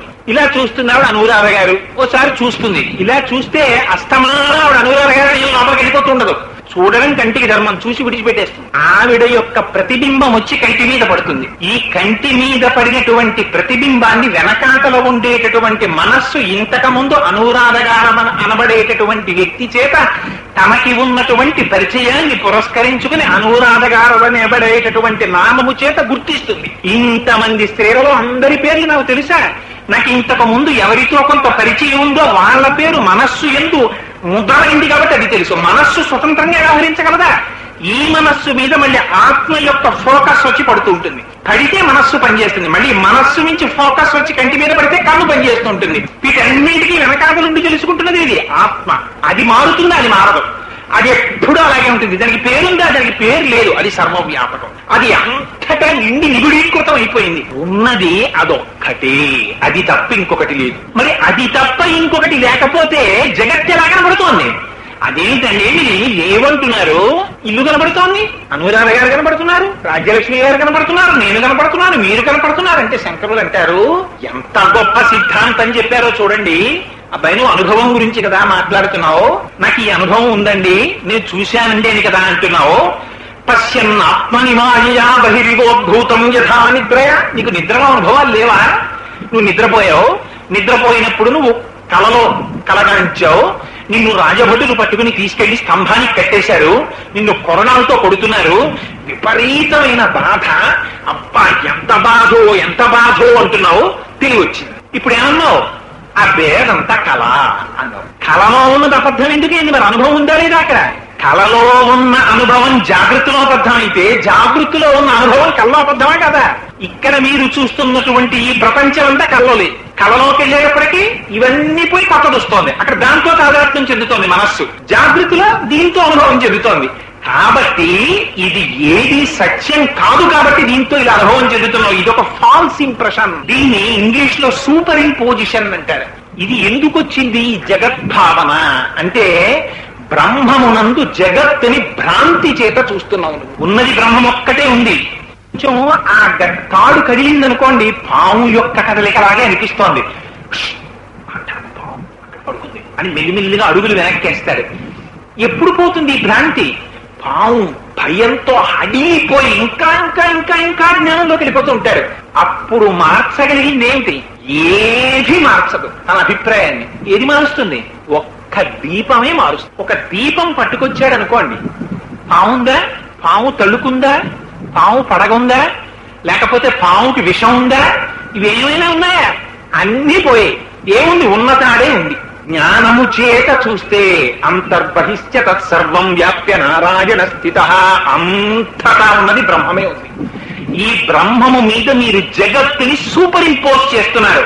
పావు మీద తాడుని చూపించినట్టు, సముద్రము మీద బుడగని చూపించినట్టు మీరు మట్టి, ఒక్కటే మట్టి ఉంది, ఆ మట్టే కుండవుతోంది, ఆ మట్టే మూకుడవుతోంది, ఆ మొట్టే అట్లకారవుతోంది, ఇన్ని అవుతోంది. ఉన్నది ఒకటే పదార్థం, దానికి మీరు రూపం ఇస్తే నామం వస్తోంది, నామం ఇస్తే రూపం వస్తోంది, నామం పోతే రూపం పోతోంది, రూపం పోతే నామం పోతోంది, రెండూ పోతే తన సహజ స్థితిలోకి వెళ్ళిపోతుంది. అందుకని ఉన్నది బ్రహ్మం ఒక్కటే. ఉన్న బ్రహ్మమును నువ్వు 3 స్థితిలలో చూస్తున్నావు. ఏమిటవి? ఒకటి స్వప్నము, జాగ్రత్త, సుషుప్తి. ఈ 3 అజ్ఞానమే. ఇది శంకరాచార్యుల వారి ప్రతిపాదన. దక్షిణామూర్తి. అందుకే మిగిలినవన్నీ వేరు, దక్షిణామూర్తి స్తోత్రం వేరు. ఆ మహానుభావుడు దత్తాత్రేయులు వారు చెప్పేశారు, దక్షిణామూర్తి స్తోత్రం అంటే ఏమిటండి అని అడిగి వాడు వెళ్ళి అక్కడ కూర్చుని విన్నాడు అంటే వాడు కొన్ని కోట్ల కోట్ల కోట్ల జన్మలు అయిపోయిన తరువాత అప్పుడు పుంసాం అద్వైత వాసన. ఏమిటండి అద్వైతం అంటే ఏమిటి, దక్షిణామూర్తి స్తోత్రం అంటే ఏమిటండి అని వచ్చి వింటాడ్రా. అప్పటి వరకు వినడు. అలా వినకపోయాడంటే కారణం వాడికి ఇంకా భగవంతుని యొక్క కటాక్షం కలగలేదు. వాడి జోలికి నువ్వు వెళ్ళి విమర్శించకు అని చెప్పేశారు దత్తాత్రేయులు వారు. అందుకని పచ్చి యథార్థాల్ని ఆవిష్కరిస్తున్నారు. ఉన్నది ఒకడే జీవుడు. ఈ జీవుడికి 3 అవస్థలు ఉన్నాయి. ఏమిటో అవస్థలు? ఒకటి జాగ్రత్త. జాగృతిలో ఏం చేస్తుంటాడు? ఈ లోకం అంతటితో తాదాత్మ్యత చెందుతాడు. రమణ మహర్షి అద్భుతమైన విషయం చెప్పేవారండి. నేను పొద్దున్నే లేచి మా ఆవిడ క్యారేజీ కట్టిచ్చేస్తున్నా, బ్యాగ్ బోర్డు పట్టుకుని గబగబా స్కూటర్ కేసుకుని దాన్ని పట్టుకెళ్ళి ఎక్కడో పెట్టి ఆ స్కూటర్ ని ఆ బ్యాగ్ పెట్టుకుని ప్యాసింజర్ ఎక్కి సామర్లకోటలో దిగి ఈస్ట్ కోస్ట్ ఎక్కి నిడదవోలులో దిగి ఆటో ఎక్కి ఆఫీస్కి వెళ్తాను. ఎందుకు వెళ్ళడం? సాయంకాలం ఇంటికి వచ్చేయడానికి. యథార్థమా కాదా? ఎందుకు ఎక్కడికైనా వెళ్ళడం? మళ్ళీ ఇంటికి వచ్చేయడానికి. వాడు లండన్ వెళ్ళిపోయాడు, అల్జీరియా వెళ్ళిపోయాడు, అమెరికా వెళ్ళిపోయాడు. ఎందుకు వెళ్ళిపోయాడు? ఇంటికి వచ్చేయడానికి. ఎక్కడికైనా ఏం చేస్తాడు? వాడి పరమ ప్రయోజనం తిరిగి ఇంటికి వచ్చి వేయుట. అంతేగాని అమ్మాయి వెళ్ళిపోయాను నిడదవోల్ అని వెళ్ళిపోతానేంటి నేను. సాయంకాలం అయ్యేటప్పటికి మళ్ళీ ఆటో ఎక్కి నిడదవోలు వచ్చి శేషాద్రి ఎక్కి కాకినాడలో దిగి స్కూటర్ ఎక్కి ఇంటికి వచ్చి అమ్మయ్య అంటాను. ఆఫీస్కి వెళ్ళినప్పుడు అమ్మయ్య అనను, ఇంటికి వస్తేనే అంటాను. ఎందుకని అది నా స్వస్థానం. అంటే నేను పని దొంగ కింద నన్ను లెక్క కట్టి అనుకోకండి మహాప్రభు, నేను ఒక ఉదాహరణకి చెప్పానంతే. ఇది ఎందుకనో తెలుసా అండి, ఇంద్రియాలు కూడా అంతే. తమకు కాని స్థానము నుంచి తాము బయలుదేరుతాయి. ఇది రమణులు చెప్పిన ఉదాహరణ, నా సొంతం కాదు. ఇంద్రియాలు, కన్ను ఆత్మ నుంచి విడివడుతుంది, విడివడి బయలుదేరుతుంది. పొద్దున్నే ఇంద్రియాలు చేసే పనేది. చెవు బయలుదేరుతుంది, ముక్కు బయలుదేరుతుంది, నాలుక బయలుదేరుతుంది, స్పర్శేంద్రియం బయలుదేరుతుంది. ఊళ్ళో ఉన్న వ్యవహారాలన్నీ చక్కబెడతాయి.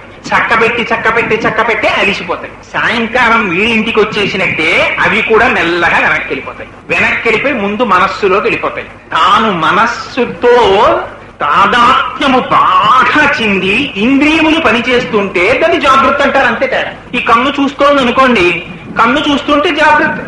ఈ చెవి వింటోందనుకోండి జాగ్రత్త. ముక్కు వాసన చూస్తే జాగ్రత్త. ఇంద్రియాలు పనిచేయట్లేదు అనుకోండి స్వప్న. అంటే అవస్థ పేరు మారిపోతుంది. కన్ను లేదా ఉంటుంది చూడవు. ఈ కళ్ళులా తెలుసుకు పడుకుంటాడు. కోటేశ్వరరావు వచ్చారనుకోండి, అయ్యా కోటేశ్వరరావు నమస్కారం అండి అని ఉండవు. వచ్చాడు వెళ్ళిపోయాడు.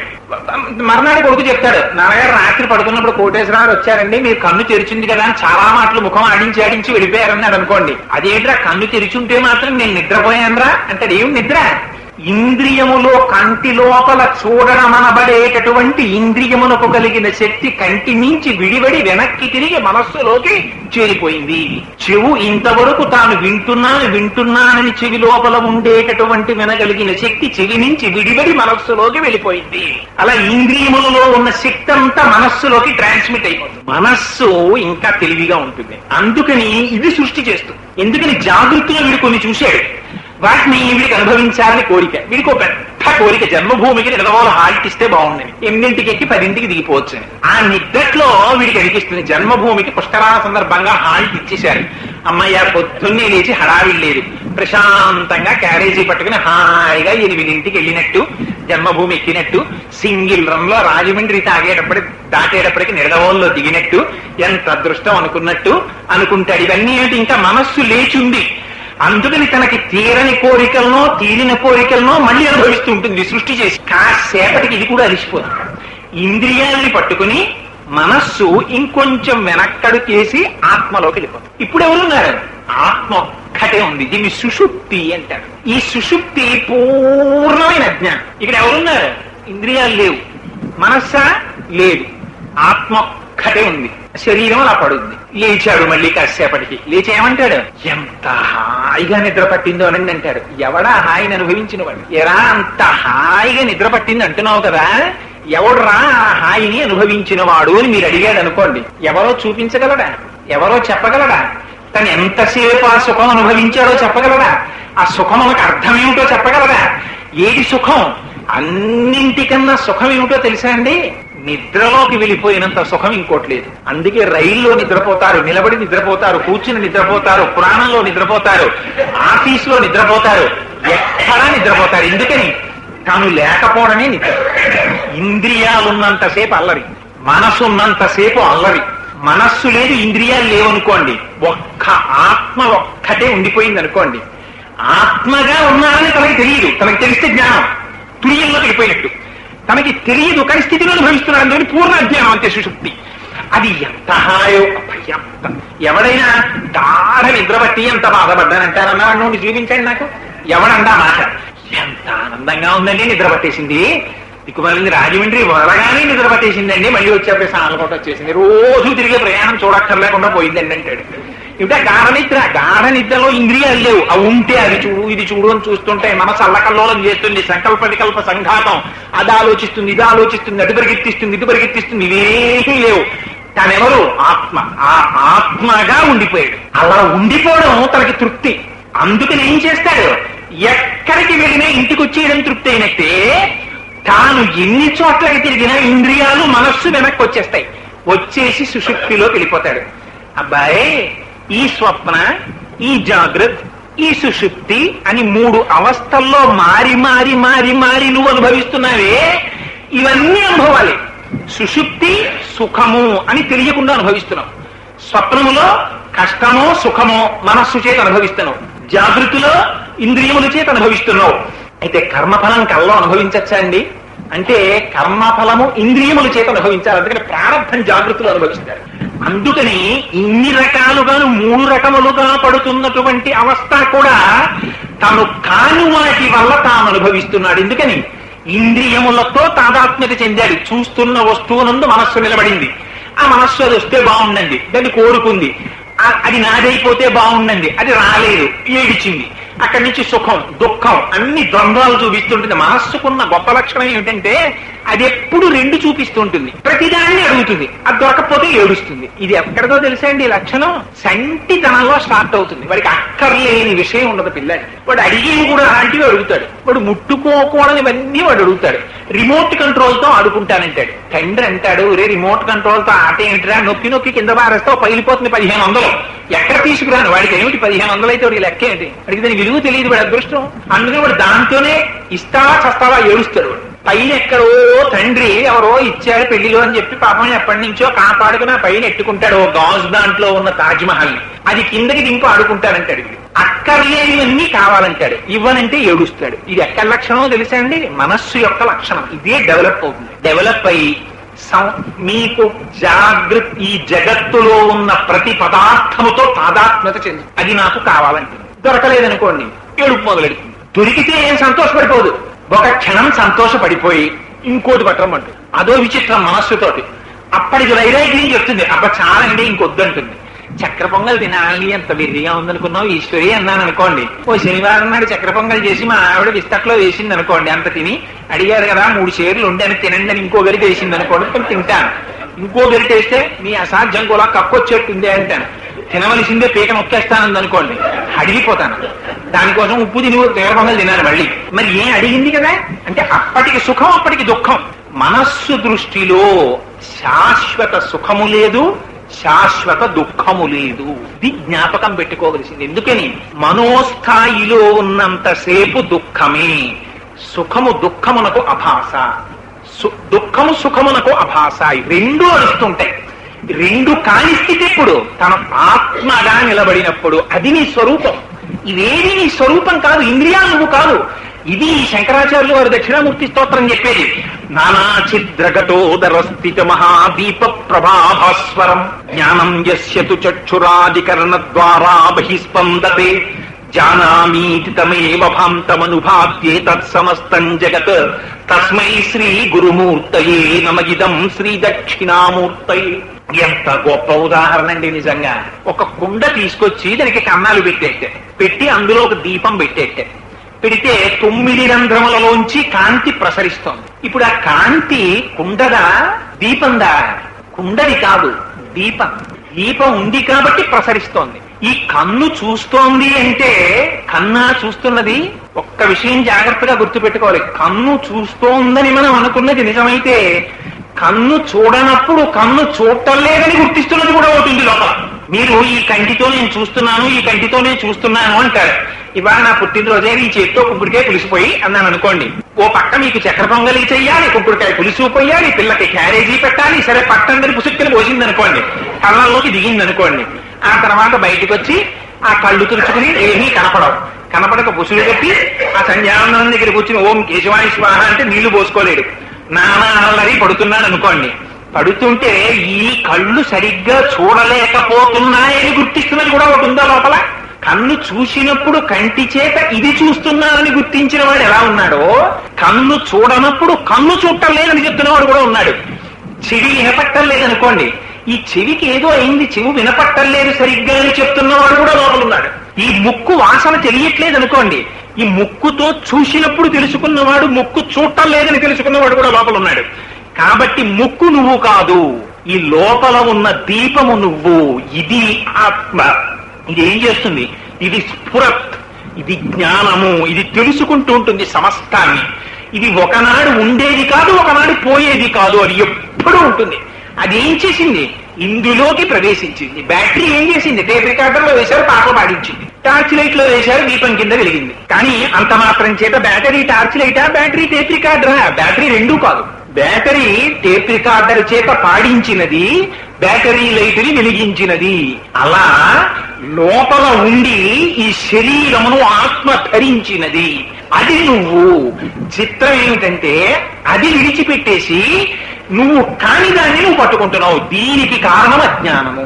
అజ్ఞానము చేత నువ్వు కాని ఇంద్రియాన్ని నువ్వు పట్టుకుంటున్నావు, నువ్వు కాని మనస్సుని నువ్వు పట్టుకుంటున్నావు, నువ్వు కాని శరీరాన్ని నువ్వు పట్టుకుంటున్నావు. నువ్వైన ఆత్మని నువ్వు విడిచిపెట్టేశావు. విడిచిపెట్టేసినా ఇవన్నీ చెప్పేస్తున్నాయి, అవస్థలు మారిపోతున్నాయి శరీరానికి. బాల్యాదిశ్యపి జాగ్రత్తాదిషు తథా సర్వాస్వరస్తాస్యపి వ్యావృత్తాస్వనువర్తమానమహమిత్యంత స్ఫురంతం సదా స్వాత్మానం ప్రకటీకరోతి భజతాం యో ముద్రయా భద్రయా. శంకరులు అంటారు, బాల్యావస్థలో కూడా అది ఉంది లోపల. నువ్వు బాలుడిగా ఉన్నావు, నువ్వు చదువుకుంటున్నావు అని తెలుసుకుంది.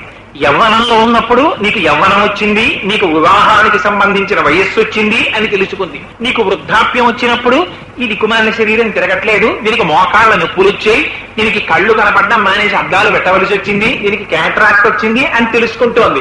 ఇది నువ్వైతే ఇది ఎలా తెలుసుకుంటుంది? దీనిలో వస్తున్న మార్పులను వేరొకటి చూస్తోంది లోపల ఉండి.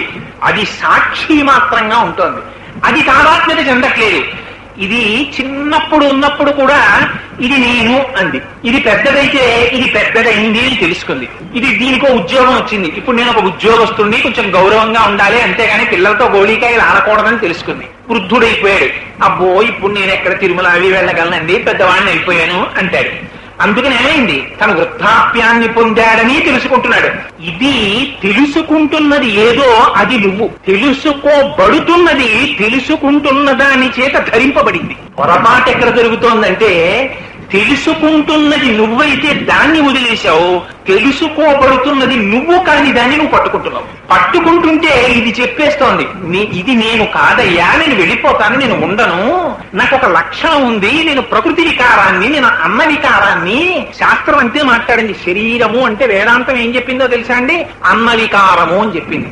రోజు తిన్న పప్పన్నం, రోజు తిన్న కూరన్నం, రోజు తిన్న పచ్చడన్నం, రోజు తిన్న మజ్జిగ అన్నం, కాళ్ళు చేతులు గోళ్లు వెంట్రుకలు అవి కూర్చున్నాయి. ఆఖరికి అన్నమే తినేస్తుంది. మళ్ళీ అన్నం అంటే రెండు అర్థాలు, మన చేత తినబడునది, మనని తినునది. అదే రుద్రాధ్యాయంలో గ్రాపే అంధస్పతే దరిద్రం నీలలోహిత ఏషాం పురుషాణామేపారం మోరోమా ఏషాం కించనా మమత్తని అడుగుతారు. అది తినేస్తుంది. ఎలా? ఓనాడు డాక్టర్ గారు చెప్తారు, అయ్యా మీరు ఇంకా కొవ్వు పదార్థాలు కొంచెం తగ్గించకపోతే బ్లాక్స్ వస్తున్నాయి అంటాడు. ఇంకా ఉత్సాహపడిపోతే కేర్ ఇంటెన్సివ్ కేర్ యూనిట్ రెడీగా ఉంటుంది. ఆ తరువాత కూడా లక్ష్య పెట్టకపోతే ఊర్ధ్వలోకాలు ఉంటాయి.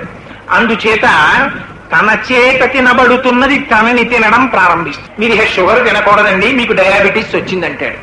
కొత్త చిత్త చిగురు వచ్చింది, దీని అసాధ్యం కూడా పోపెట్టుకు తింటే గుమగుమలాడిపోతూ 3 వాటాల వాళ్ళకి వినపడి వాసన వచ్చేది మా పిన్ని గారు వంట చేస్తుంటే అంటాడు. ఇప్పుడు నువ్వు చింత చిగురులు అవి తింటే బీపీ షూటప్ అయిపోతుంది, 1,00,000 వేసుకోవాలి నువ్వు అంటాడు డాక్టర్. అక్కడతో అది పోతుంది. ఏమైంది? తన చేత తినబడుతున్నది తనని తినడం ప్రారంభించింది. ఆ అన్న వికారమైన శరీరము అన్నము చేత తినబడి పృథివీలోకి వెళ్ళిపోతుంది. ఇందులో ఉన్న పంచభూతములు పంచభూతములలోకి వెళ్ళిపోతాయి. ఇది ఒక పెద్ద ప్రాసెస్. అందుకని ఆయన ఏం చేస్తారు? దక్షిణామూర్తి దక్షిణాన్ని చూస్తారు. రామకృష్ణ పరమహంస దీన్ని దర్శనం చేశాడు. మీకు ఏదైనా ఓవర్ బ్రిడ్జ్ మీద నిలబడి బాగా రద్దీగా ఉన్న విజయవాడ రైల్వే స్టేషన్ లో ఆ పైన నిలబడి చూస్తున్నారనుకోండి, విశాఖపట్నంలోనో విజయవాడలోనో రైళ్లన్నీ వచ్చేస్తుంటాయి, వచ్చేస్తుంటాయి, వెళ్ళిపోతుంటాయి. అలా ఈ ప్రాణులన్నీ దక్షిణ దిక్కు వెళ్ళిపోతుంటాయి. శ్మశానాలన్నీ దక్షిణ దిక్కునే కదండి. అందుకని అదొక పెద్ద ప్రాసెసింగ్ సెంటర్. శ్మశానం అంటే సామాన్యం కాదండి. షుగర్ ఫ్యాక్టరీలోకి తీసుకెళ్లి చెరుకు కర్రలు పారేశారనుకోండి, ముందు రసం తీసేస్తుంది, తర్వాత వడగొట్టేస్తుంది, తర్వాత ఘనీభవించేస్తుంది, తర్వాత ముక్కలు కొట్టేస్తుంది, బస్తాల్లో వేసేస్తుంది, మిషన్లు కుట్టేస్తుంది, చెయ్యిని తీసుకెళ్లి లారీలో వారేస్తుంది, లారీ పట్టుకుపోతుంది. అలా శ్మశానం అనేటటువంటిది ఒక పెద్ద కన్వర్షన్ సెంటర్. అది ఏం చేస్తుందంటే శరీరంలో పంచభూతాలు ఉంటాయి. ఈ పంచభూతాలతో ఉన్న శరీరాన్ని అక్కడికి తీసుకెళ్లి పెడితే ఇందులో ఉన్న పృథివిని పృథివిలోకి పంపించేస్తుంది, వాయువుని వాయువులోకి పంపించేస్తుంది, అగ్నిని అగ్నిలోకి పంపించేస్తుంది, జలాన్ని జలంలోకి పంపించేస్తుంది. ఇలా ఏ భూతాన్ని ఆ భూతంలోకి ట్రాన్స్మిట్ చేసేస్తుంది. పిండాండంలో ఉన్న పంచభూతాలు బ్రహ్మాండంలో ఉన్న పంచభూతాల్లోకి వెళ్ళిపోతుంటాయి. పెద్ద కన్వర్షన్ సెంటర్, అందులో వెళ్ళిపోతుంటాయి. అలా వెళ్ళిపోయేది ఇది. దీన్ని పట్టు కూర్చున్న వాళ్ళందరూ అటువైపు వెళ్ళిపోతుంటారు. అందుకని అటువైపుకి మేము వెళ్ళాము, మాకు ఆ శోకమోహాలతోటి జరామరణాలతోటి మాకు అక్కర్లేదు. ఇక మేము తిరిగి రాని స్థితిని పొందుతాం. మేము మళ్ళీ మళ్ళీ ఇంకొకసారి అక్కడికి వెళ్ళవలసిన అవసరం నాకు లేదు. ఇదే తుద జన్మ. ఇక ఈసారే కట్టే శ్మశానానికి వెడుతుంది, వేరొకసారి నాకు అమ్మ కడుపులో నేను పడుకోను అన్నవాడు దక్షిణామూర్తి స్తోత్రం విని ఉత్తరముఖం చూస్తాడు. దక్షిణామూర్తి అంటే దక్షిణ అంటే సామర్థ్యం, అమూర్తి అంటే రూపం లేనివాడు. ఆత్మకి రూపం లేదు, అమూర్తి అయి అపారమైన శక్తివంతుడైన వాడు, దక్షిణ దిక్కుని చూస్తున్నవాడు. అంటే గురువు మరణమునకు భయపడడు. ఎందుకని? జ్ఞానం ఉన్నవాడు కాబట్టి. మరణం దీనికుంది నాకు లేదంటాడు. రమణులు ఎప్పుడైనా భయపడ్డారా మరణం గురించి? ఎందుకని? నేను మరణించడమే, నాకు మరణించడానికి నాకు మరణం ఎక్కడుంది, నేను ఆత్మని, నేను శరీరం కాదనేవాడు. మిగిలిన వాళ్ళందరూ ఏమంటారు? అమ్మ బాబోయ్, దక్షిణ దిక్కుకి తిరిగి సంధ్యావందనంలో తప్పవాడు ఫోటోకి దండం పెట్టాడు. అక్కడ యమధర్మరాజు గారు ఉంటారు దక్షిణ దిక్కున. అయ్యో పాపం వీడు రోజు దండం పెడుతున్నారని ఆయన కటాక్షిస్తే ఏం చేస్తారు? ఆయన వచ్చారనుకోండి, రోజు దండం పెడుతున్నారు, వచ్చేసాను అన్నారు అనుకోండి, మహాప్రభుని ఆరకపోయి పెట్టానంటారు కానీ పెడతారా? వెళ్ళడు. అందుకని దక్షిణ దిక్కుకి తిరిగి నమస్కారం, దక్షిణ దిక్కుకు వెళ్లాలన్న ఉత్సాహం లేకపోతే, మళ్లీ మళ్లీ పుట్టాలన్న కోరిక లేకపోతే, జనన మరణములయందు భయము లేనటువంటి గురువు జ్ఞానమూర్తి కనుక దక్షిణ దిక్కుని చూస్తూ కూర్చున్నాడు. ఆయన దగ్గర జ్ఞానాన్ని పొంది తిరిగి మళ్లీ రావలసిన అవసరాన్ని మేము పొందాలన్న వాళ్ళు గురువు గారికి అభిముఖంగా కూర్చుంటే ఉత్తరాన్ని చూస్తారు. ఉత్తరాన్నే ఉంది, కైలాసం ఉంది. కైలాసం మీద ఎవరున్నారు? పరమశివుడు ఉన్నాడు. పరమశివుడి జూటం నుంచి ఏమొచ్చింది? గంగ వచ్చింది. గంగ ఏం చేస్తుంది? జ్ఞానగంగ. జ్ఞానగంగ వస్తే ఏమవుతుంది? మరణ భయం పోతుంది. అందుకు నీ దిక్కు చూస్తారు, ఉత్తర దిక్కుని చూస్తారు. ఉత్తర దిక్కు ఉత్తమ దిక్కు. ఉత్తర దిక్కుని చూస్తే ఏమవుతుంది? నామరూపాత్మకమైన జగత్తునందుండేటటువంటి భ్రాంతి, భయము పోతాయి. అందుకని దక్షిణామూర్తి దక్షిణాన్ని చూస్తే శిష్యులు ఉత్తరాన్ని చూస్తారు. చూస్తే ఆయన ఏం చేశారు? ఆత్మస్వరూపం ఇది అని నోటితో చెప్తే ఏమైంది? ఇప్పుడు లోపల ఆత్మచేత ప్రభావితమైనటువంటి మనస్సు కొన్ని మాటలను నాలిక మీదకి తీసుకొస్తే నాలుక ఉచ్చరిస్తే అది మాటగా పైకొచ్చింది. ఆ మాట మళ్ళీ చెవిలోకి వెళ్ళి ఇంద్రియం దగ్గరికి వెళ్ళింది. ఇంద్రియం మనస్సు దగ్గరికి పెట్టాలి. ఈ ఇంద్రియాలు మనస్సు దేని వల్ల ప్రకాశిస్తున్నాయి? ఆత్మ వల్ల ప్రకాశిస్తున్నాయి. ఆత్మ వల్ల ప్రకాశించేటటువంటి ఇంద్రియాలు ఆత్మని తెలుసుకోగలవా? తెలుసుకోలేవు. ఇవి అందులో కెడతాయి తప్ప, నదులు సముద్రంలో కెడతాయి తప్ప, సముద్రం లేచి వచ్చి నదుల్లోకి వచ్చిందనుకోండి ప్రళయం వస్తుంది. చలీలి కట్ట సముద్రం దాటదు. ఆత్మ ఎప్పుడూ సాక్షిభూతంగా ఉండిపోతుంది. అందులోకి వెళ్ళిపోతాయి. ఇందులోకి వెళ్ళి ప్రవేశించేవి దాన్ని ఎలా తెలుసుకుంటే తెలుసుకోలేవు. అందుకని దీన్ని నోటితో చెప్పడం ఎలా కుదురుతుంది? నోటితో చెప్పకూడదు. కాబట్టి ఏం చెయ్యాలి? ముద్ర బట్టి చెప్పాలి. ఎలా చెప్పాలి? స్వప్నము, జాగృత్, సుషుప్తి 3 అవస్థల్లో తిరుగుతున్నవాడు వీడు. ఇప్పటి వరకు జీవుడు జీవుడు జీవుడని భయభ్రాంతుడవై నేను జీవుణ్ణి నేను జీవుణ్ణి నేను జీవుణ్ణి, నాకు ఆకలి దప్పకులున్నాయి, నాకు శోకమోహాలున్నాయి, నాకు జరామరణాలున్నాయి అని భయపడుతూ ఇలా చూపిస్తూ అది జగత్, ఇది నేను, అది వేరు, ఇది వేరు అని చెప్తున్నటువంటి ఈ స్వప్న జాగ్రత్త సుషుప్తులను అనుభవిస్తున్నవాడు, సప్త రజస్తమో గుణములను అనుభవిస్తున్నవాడు, ఈ 3 అనుభవిస్తున్నటువంటి జీవుడు తాను పరమాత్మని అని తెలుసుకుంటే ఈ స్వప్నమునకు, ఈ జాగ్రత్తకు, ఈ సుషుప్తికి తాను సాక్షి మాత్రం అయిపోతాడు. అప్పుడు ఏమైపోయాడు? జీవుడు బ్రహ్మమైపోయాడు. బ్రహ్మమైపోతే జీవ బ్రహ్మైక్య సిద్ధి కలిగింది. ఇది పూర్ణమిదం పూర్ణమేవావశిష్యతే. ఇది పూర్ణమైనటువంటి జ్ఞానం. ఇప్పుడు ఏమయ్యాడు? జీవుడు లేడు, వంగిపోయి బ్రహ్మములో కలిసిపోయాడు. ఇది జీవ బ్రహ్మైక్య సిద్ధి అన్నారు. ఇది ఉపాసన అన్నారు. ఇలా కలిగితే తాను సాక్షిగా ఉంటాడు. తను సాక్షిగా ఉంటే ఏమవుతుంది?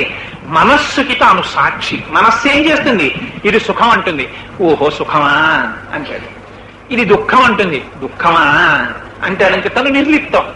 ఏకాకి నిస్పృహ శాంత చింతాసూయా వివర్జిత బాల్యభావేన యో భాతి బ్రహ్మజ్ఞానీ స ఉచ్యతే అన్నారు గురుగీతలు. ఆయన ఏకాకి, ఆయన ఏమి లేదు, ఈ ప్రపంచం అంతా ఆయనకి కనపడదు, ఈ సూపర్ ఇంపోజిషన్ లేదు. జ్ఞాననేత్రం చేత దేన్ని చూస్తుంటాడు అంటే ఏమండి మరి అంతా బ్రహ్మ అన్నారు కదా, అంతా బ్రహ్మమైనప్పుడు గోడా బ్రహ్మం నేను బ్రహ్మం గోడని ఉద్దుకుంటే ఏమవుతుందండి? వితర్కం.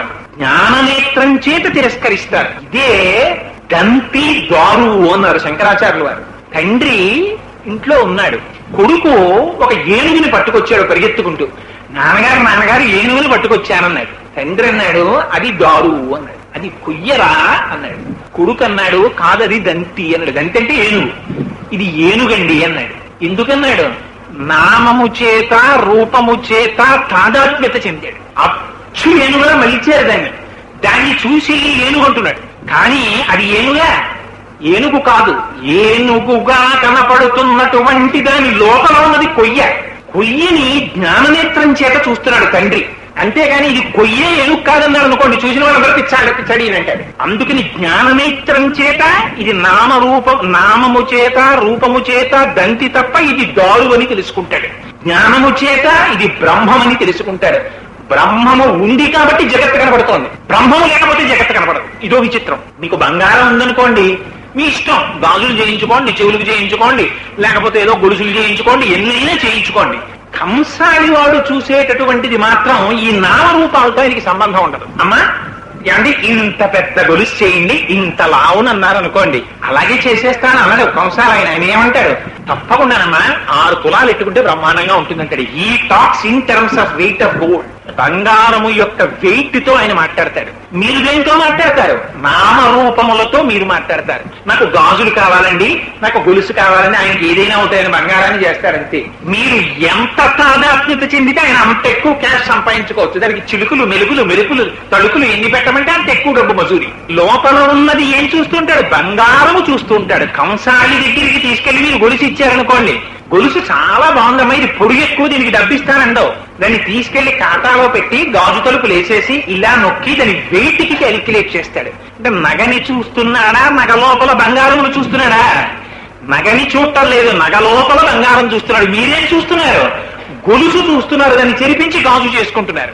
మీరు నామరూపాలని చూస్తున్నారు, కంసాలి లోపల ఉన్న బంగారాన్ని చూస్తున్నాడు. ఆ బంగారం ఉంటే మీకు గాజు వస్తుంది, గొలుసు వస్తుంది. గాజు గొలుసు లేవనుకోండి, బంగారం ఉంటుంది. చెరిపించి ముద్ద చేసి ఇంట్లో పెట్టుకున్న బంగారమే. అది గొలుసు కాదు కదండి, నీళ్ళు పారేస్తా ఉంటారా? అమ్మో అది బంగారం అండి, ఇంట్లో పెట్టుకుంటారు ముద్ద. అది గాజు కాదు, అయినా సరే లోపల దాచుకుంటారు. ఎందుకంటే అది బంగారం. ఇప్పుడు బంగారం లేదు, గొలుసు తీసుకురండి, తీసుకురాలేరు. బంగారం ఇవ్వకుండా గాజు తేలేరు. నామము, రూపము, గొలుసు, గాజు లేకపోయినా బంగారం ఉంది. బంగారం లేకుండా గొలుసు, గాజు వస్తాయా? బ్రహ్మము లేకపోతే జగత్తుని మీరు చూపించగలరా? చూపించలేరు. జగత్తుగా లేకపోయినా బ్రహ్మముగా జ్ఞాని గుర్తిస్తూ ఉంటాడు. ఇది శంకరుల సిద్ధాంతం. అందుకు ఉన్నదేమిటి? ఏకం సత్ ఏకమేవా అద్వితీయం బ్రహ్మ.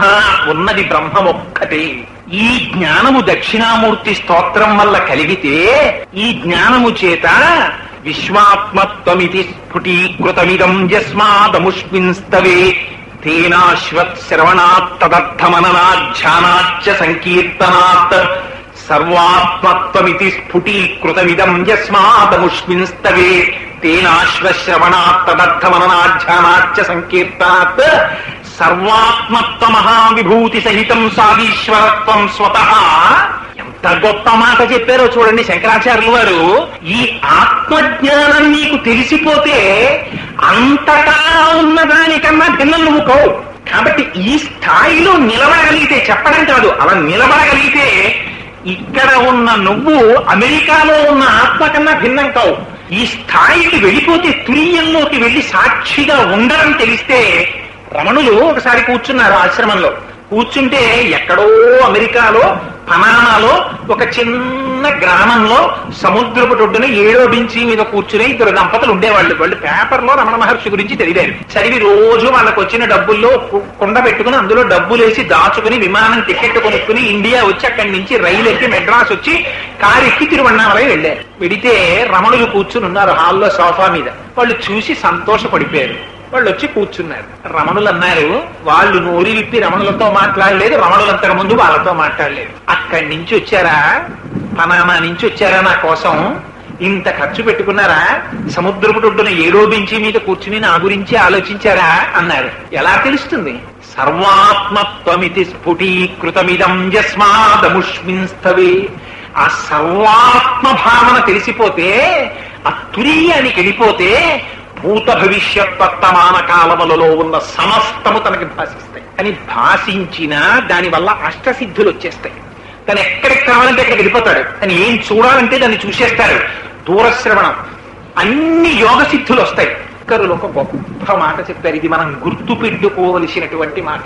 ఈ వచ్చినటువంటి సిద్ధులన్నీ ఎటువంటివో తెలుసా అంటే, శంకరాచార్యుల వారి శిష్యులు మళ్ళీ దీనికి వార్తికం రాశారు. దక్షిణామూర్తి స్తోత్రానికి సురేశ్వరాచార్యుల వారు అనుకుంటాను, మానసోల్లాసము, నాకు జ్ఞాపకం ఉంటే ఆ పేరు కరెక్టేనమ్మా, మానసోల్లాసం అని వార్తికం రాశారు. అందులో ఆయన ఒక ఉదాహరణ చెప్పారు. అగ్నిహోత్రం దగ్గర నిలబడి భర్తకి పదార్థాన్ని లైంగిక ప్రయోజనములు, వాడికి ఆత్మ సిద్ధాంతమే కావాలి, వీటిని వాడు పట్టించుకోడు. దాన్ని ఎలా తిరస్కరిస్తారో తెలుసా అండి? ఆ వచ్చిన యోగ సిద్ధుల్ని వాళ్ళు ప్రదర్శించరు, వాటి జోలికి వెళ్ళరు అసలు. దాన్ని ఎలా తీసేస్తారంటే వాయుసపిష్టం అన్నారు. కాకి పెంటని ఎలా దులిపేస్తారో పుల్లతోటి, తనకొచ్చిన సిద్ధుల్ని అలా తీసేస్తారు. అదే సుందరకాండలో హనుమ ఆ ఆకాశ మార్గంలో వెళ్ళిపోతున్నప్పుడు మైనాకుడు మొదలైన వారు కనబడితే, ప్రీతోస్మి కృతమాతిథ్యం మంజురేషోపనీయతాం తరపే కార్యకాలోమే అహశ్చాప్యతివర్తతే ప్రతిజ్ఞాతమయా దత్తానస్థాతం వినిహాంతరే అని చెప్పి బయలుదేరి వెళ్ళిపోవడం. అందుకని ఆ దక్షిణామూర్తి స్తోత్రం అంత వైభవోపేతమై జనన మరణాతీతమైనటువంటి స్థితిని, ఈ మాట ఎప్పుడైనా పరమేశ్వరుడు నన్ను కటాక్షిస్తే, నా చేత చెప్పించాలని సర్వేశ్వరుడు సంకల్పిస్తే, దక్షిణామూర్తి స్తోత్రంలో ఉండేటటువంటి ప్రతి శ్లోకానికి వ్యాఖ్యానం చేసేటటువంటి అదృష్టాన్ని పరమాత్మ కటాక్షించుగాక. ఎందుచేత అంటే అందులో ఒక్క శ్లోకాన్ని తీసుకున్నాను అనుకోండి, చాలా కష్టం, అంత తేలిక కాదు దాన్ని చెప్పడం. అవర్స్ టుగెదర్ పడుతుంది దానికి ఇలస్ట్రేట్ చేస్తూ వెళ్ళడానికి. ఎందుకంటే శంకరులు పెద్ద పెద్ద స్టేట్మెంట్స్ ఇస్తారు. తీసుకొచ్చి ఎంత గొప్ప స్టేట్మెంట్స్ ఇస్తారంటే మీకు మొట్టమొదటి శ్లోకంలోనే విశ్వందర్పణ దృశ్యమాన నగరీ తుల్యం నిజాంతర్గతం అంటారు. అద్దంలో జగత్ ప్రతిబింబంగా కనపడినట్టు జగత్తు నీలో ఉంది, కానీ జగత్తులో నువ్వు లేవు. ఎవరు ఒప్పుకుంటారండి? నేను జగత్తులో లేనండి, జగత్తు నాలో ఉందంటే ఒప్పుకుంటారా? ఇప్పుడు దీన్ని సబ్స్టాన్షియేట్ చేస్తారు. చేసి ఇంకా శ్లోకాన్ని తీసుకెడుతుంటే అదొక గొప్ప తన్మయావస్థ, పరమసత్యాన్ని ఆవిష్కరిస్తారు. ఇది చూపించి నేనంటాం, ప్రాణం నేనంటాం, ఇంద్రియాలు నేనంటాం, వీటిని తిరస్కరిస్తారు. దేహం ప్రాణమపీంద్రియత్యపి చలాం బుద్ధించ శూన్యం విదు స్త్రీ బాలాంధజడోపమాస్త్వహమితి భ్రాంతాభృశం వాదిన మాయాశక్తి విలాస కల్పిత మహావ్యామోహ సంహారిణి తస్మై శ్రీ గురుమూర్తయే నమయిదం శ్రీ దక్షిణామూర్తయే అంటారు. అద్భుతమైనటువంటి స్తోత్రం. ఈ స్తోత్రాన్ని కేవలం ఆ శ్లోకములను విన్నా, ఆ దక్షిణామూర్తిని దర్శనం చేసిన, మళ్ళీ దక్షిణామూర్తి స్తోత్రంలో ఉన్న గొప్పతనం ఏమిటంటే నిరాకార బ్రహ్మాన్ని వర్ణిస్తూ సాకార బ్రహ్మాన్ని కూడా చెప్తారు. అందుకే భూరంభాంశనలో నిలోంబర మహార్నాథో హిమాంసు పుమాన్ ఇత్యాభాతి చరాచరాత్మకమిదం యస్యైవ మూర్త్యస్తకం నాణ్యకించన విద్యతే విమృశతాం యస్మాత్ పరస్మాత్ విభూ తస్మై శ్రీ గురుమూర్తయే నమజితం శ్రీ దక్షిణామూర్తయే అంటారు. ఏమి స్తోత్రం అండి నిజంగా. అది మనస్సులో తలుచుకుంటుంటే మీరు నడుస్తూ ఉండండి, కూర్చోండి, రైలెక్కండి, ఏం చెయ్యండి, ఆ దక్షిణామూర్తి స్తోత్రం ఒక్కసారి మనస్సులో తిరుగుతుంటే ఎంత ఆనందంగా ఉంటుందో తెలుసా అండి. నిజంగా తెర తీసేసి ఉన్న వస్తువుని ఉన్నట్టు చూపించినట్టు చూపించేస్తారు దక్షిణామూర్తి స్తోత్రంలో. ఇచ్చాడా, నువ్వు శరీరం కాదురా, నువ్వు ఇంద్రియాలు కాదురా, నువ్వు ప్రాణం కాదురా, లోపల ఉన్న ఆత్మ నువ్వు. ఆ ఆత్మ ఎలా ఉంటుందో, ఎలా తెలుసుకుంటుందో ఎవరు చెప్తారండి? నోటితో చెప్పగలిగిన వాడు ఉన్నాడా? శంకరాచార్యుల వారికి ఏమిచ్చి మనం రుణం తీర్చుకుంటాం? అటువంటి దక్షిణామూర్తి స్తోత్రాన్ని మహానుభావుడు మన కోసమని అందించారు. పరమపావనమైనటువంటి స్తోత్రం ఆ దక్షిణామూర్తి స్తోత్రం. ఆ స్తోత్రాన్ని విన్నంత మాత్రం చేత గురుగ్రహం యొక్క కటాక్షం కలిగి సమస్యలకి సమస్యలు విడిపోతాయి, జ్ఞానానికి జ్ఞానము కలుగుతుంది. అందున గురు పూర్ణిమ లాంటి ఇటువంటి పరమ పవిత్రమైనటువంటి సమయంలో అసుర సంధ్య వేళ పరమశివుడికి చాలా ప్రీతి. సంధ్యారంభ విజృంభితం శృతి శిరస్థానాంతరాధిష్ఠితం సప్రేమ భ్రమరాభిరామమ సకృత్సద్వాసనాశోభితం భోగీంద్రాభరణం సమస్త సుమన పూజ్యం గుణావిష్కృతం సేవే శ్రీగిరి మల్లికార్జున మహాలింగం శివాలింగితం అంటారు. 51వ శ్లోకం 100లో శివానంద లహరి మధ్యలో పెట్టారు. సంధ్యారంభ విజృంభితం, ఆలోచనకి మధ్యలో ఆత్మస్వరూపమై పరమాత్మ ఉంటారు. అందుకని సంధ్యారంభ విజృంభితం అని మొదలెట్టారు. చంద్రశేఖర పరమాచార్యులు వారు పొంగిపోయారు ఈ శ్లోకానికి. ఎక్కడికి వెళ్ళినా శ్రీశైలం విడితే చాలు, చంద్రశేఖరులంతటి వారు శివలింగం దగ్గర నిలబడి సంధ్యారంభ విజృంభితం శృతి శిరస్థానాంతరాధిష్ఠితం అని తలుచుకుని పొంగి, నిజంగా శంకరులు అమృత గుళికలు కదండి ఆయన అందించినవి. అలాంటి ఆత్మస్వరూపాన్ని మహానుభావుడు మనకి దక్షిణామూర్తి స్తోత్రంలో ఇచ్చారు. చాలు, నా వంటి అజ్ఞానిని, మనస్సుతో సాధాత్మత చెందిన వాడిని ఇవాళ దక్షిణామూర్తి స్తోత్రం పుస్తకం కూడా ఇలా చూడాలి. అలాంటి వాణ్ణి యానాం విడితే ఇన్ని సభలలో పాల్గొన్న తర్వాత తీసుకొచ్చి కూర్చోబెట్టి నువ్వెవడెవరా మాట్లాడడానికి, నేను పలికిస్తా నీతోటి అని ఆయన పలికించకపోతే ఇందులో ఒక్క శ్లోకం నా స్ఫురత్తులోకి వస్తుందా? ఎంత కష్టం శంకరాచార్యుల వారి వేదాంతం చెప్పడం అంటే.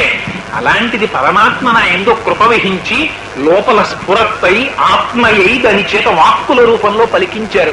ఆ దక్షిణామూర్తి స్వరూపానికి ప్రణమిల్లుతూ ఇంత మహత్తరమైనటువంటి అవకాశాన్ని కల్పించి నిజంగా ఈ సుందర సత్సంగ సభ్యులు చేస్తున్న మహోపకారం. వాళ్ళందరూ చక్కగా గురు పూర్ణిమ చేసుకుని ఇంత క్రమశిక్షణతో కూర్చుని, నేను అనుకున్న దక్షిణామూర్తి స్తోత్రం అందులో చెప్తే అందులో చాలా మంది లేచి వెళ్ళిపోరు కదా. ఏమిటో జాగ్రత్త అంటాడు, స్వప్నం అంటాడు, సుషుప్తి అంటాడు, ఆత్మ అంటాడు, శరీరం అంటాడు, వెనక్కి వెళ్ళిందంటాడు, ముందుకొచ్చిందంటాడు, అనుభవం అంటాడు, కాదంటాడు, ఏమిట్రా వీడు అల్లరి, చాలా ఊళ్ళు తిరిగి వచ్చి వీడికి ఏమైనా పైచ్య ప్రకోపం అనుకోరు కదా అని అనుకున్నాను. కానీ నేనే అవివేకి, మీరే జ్ఞానులు. ఎందుకంటే మీకు ఏది తెలుసుకోవాలో బాగా తెలుసు. అందుకని చాలా శ్రద్ధాభక్తులతో విని ఆ స్తోత్ర వైభవాన్ని పాడు చేయకుండా, నిజంగా ఇటువంటి రోజున అటువంటి స్తోత్రం వినడం నేను యథార్థంగా చెప్తున్నానండి, నేను ఎగ్జాజిరేట్ చేయట్లేదు. ప్రణంతుం స్తూతుం వా కథమకృత పుణ్య ప్రభవతి. ఆ రోజున శారదాదేవి రాజ్యలక్ష్మి గారి నాలిక మీద ప్రవేశించిన ఆవిడితో అనిపించింది. ఆవిడ నోటి వెంట శారదాదేవి పలికించిన మాట మీ అందరి భక్తి ప్రపత్తులు గురు పూర్ణిమ నాడు ఆ దక్షిణామూర్తి స్తోత్రం విందామని పాపం ఇంతమంది కూర్చుంటే వీడితో పలికించకపోతే వాళ్ళందరూ ఇబ్బంది పడిపోతారని పరమాత్మ నాలో ప్రవేశించి పలికించారు. ఈ గొప్ప మీది. అందుకని మీకు నేను ధన్యవాదాలు తెలియజేస్తూ మంగళాశాసన పరై మదాచార్య పురోగమై సర్వైశ్చ పూర్వైరాచార్యై సత్కృపాయాస్తు మంగళం. సర్వం శ్రీ ఉమామహేశ్వర పరబ్రహ్మార్పణమస్తు.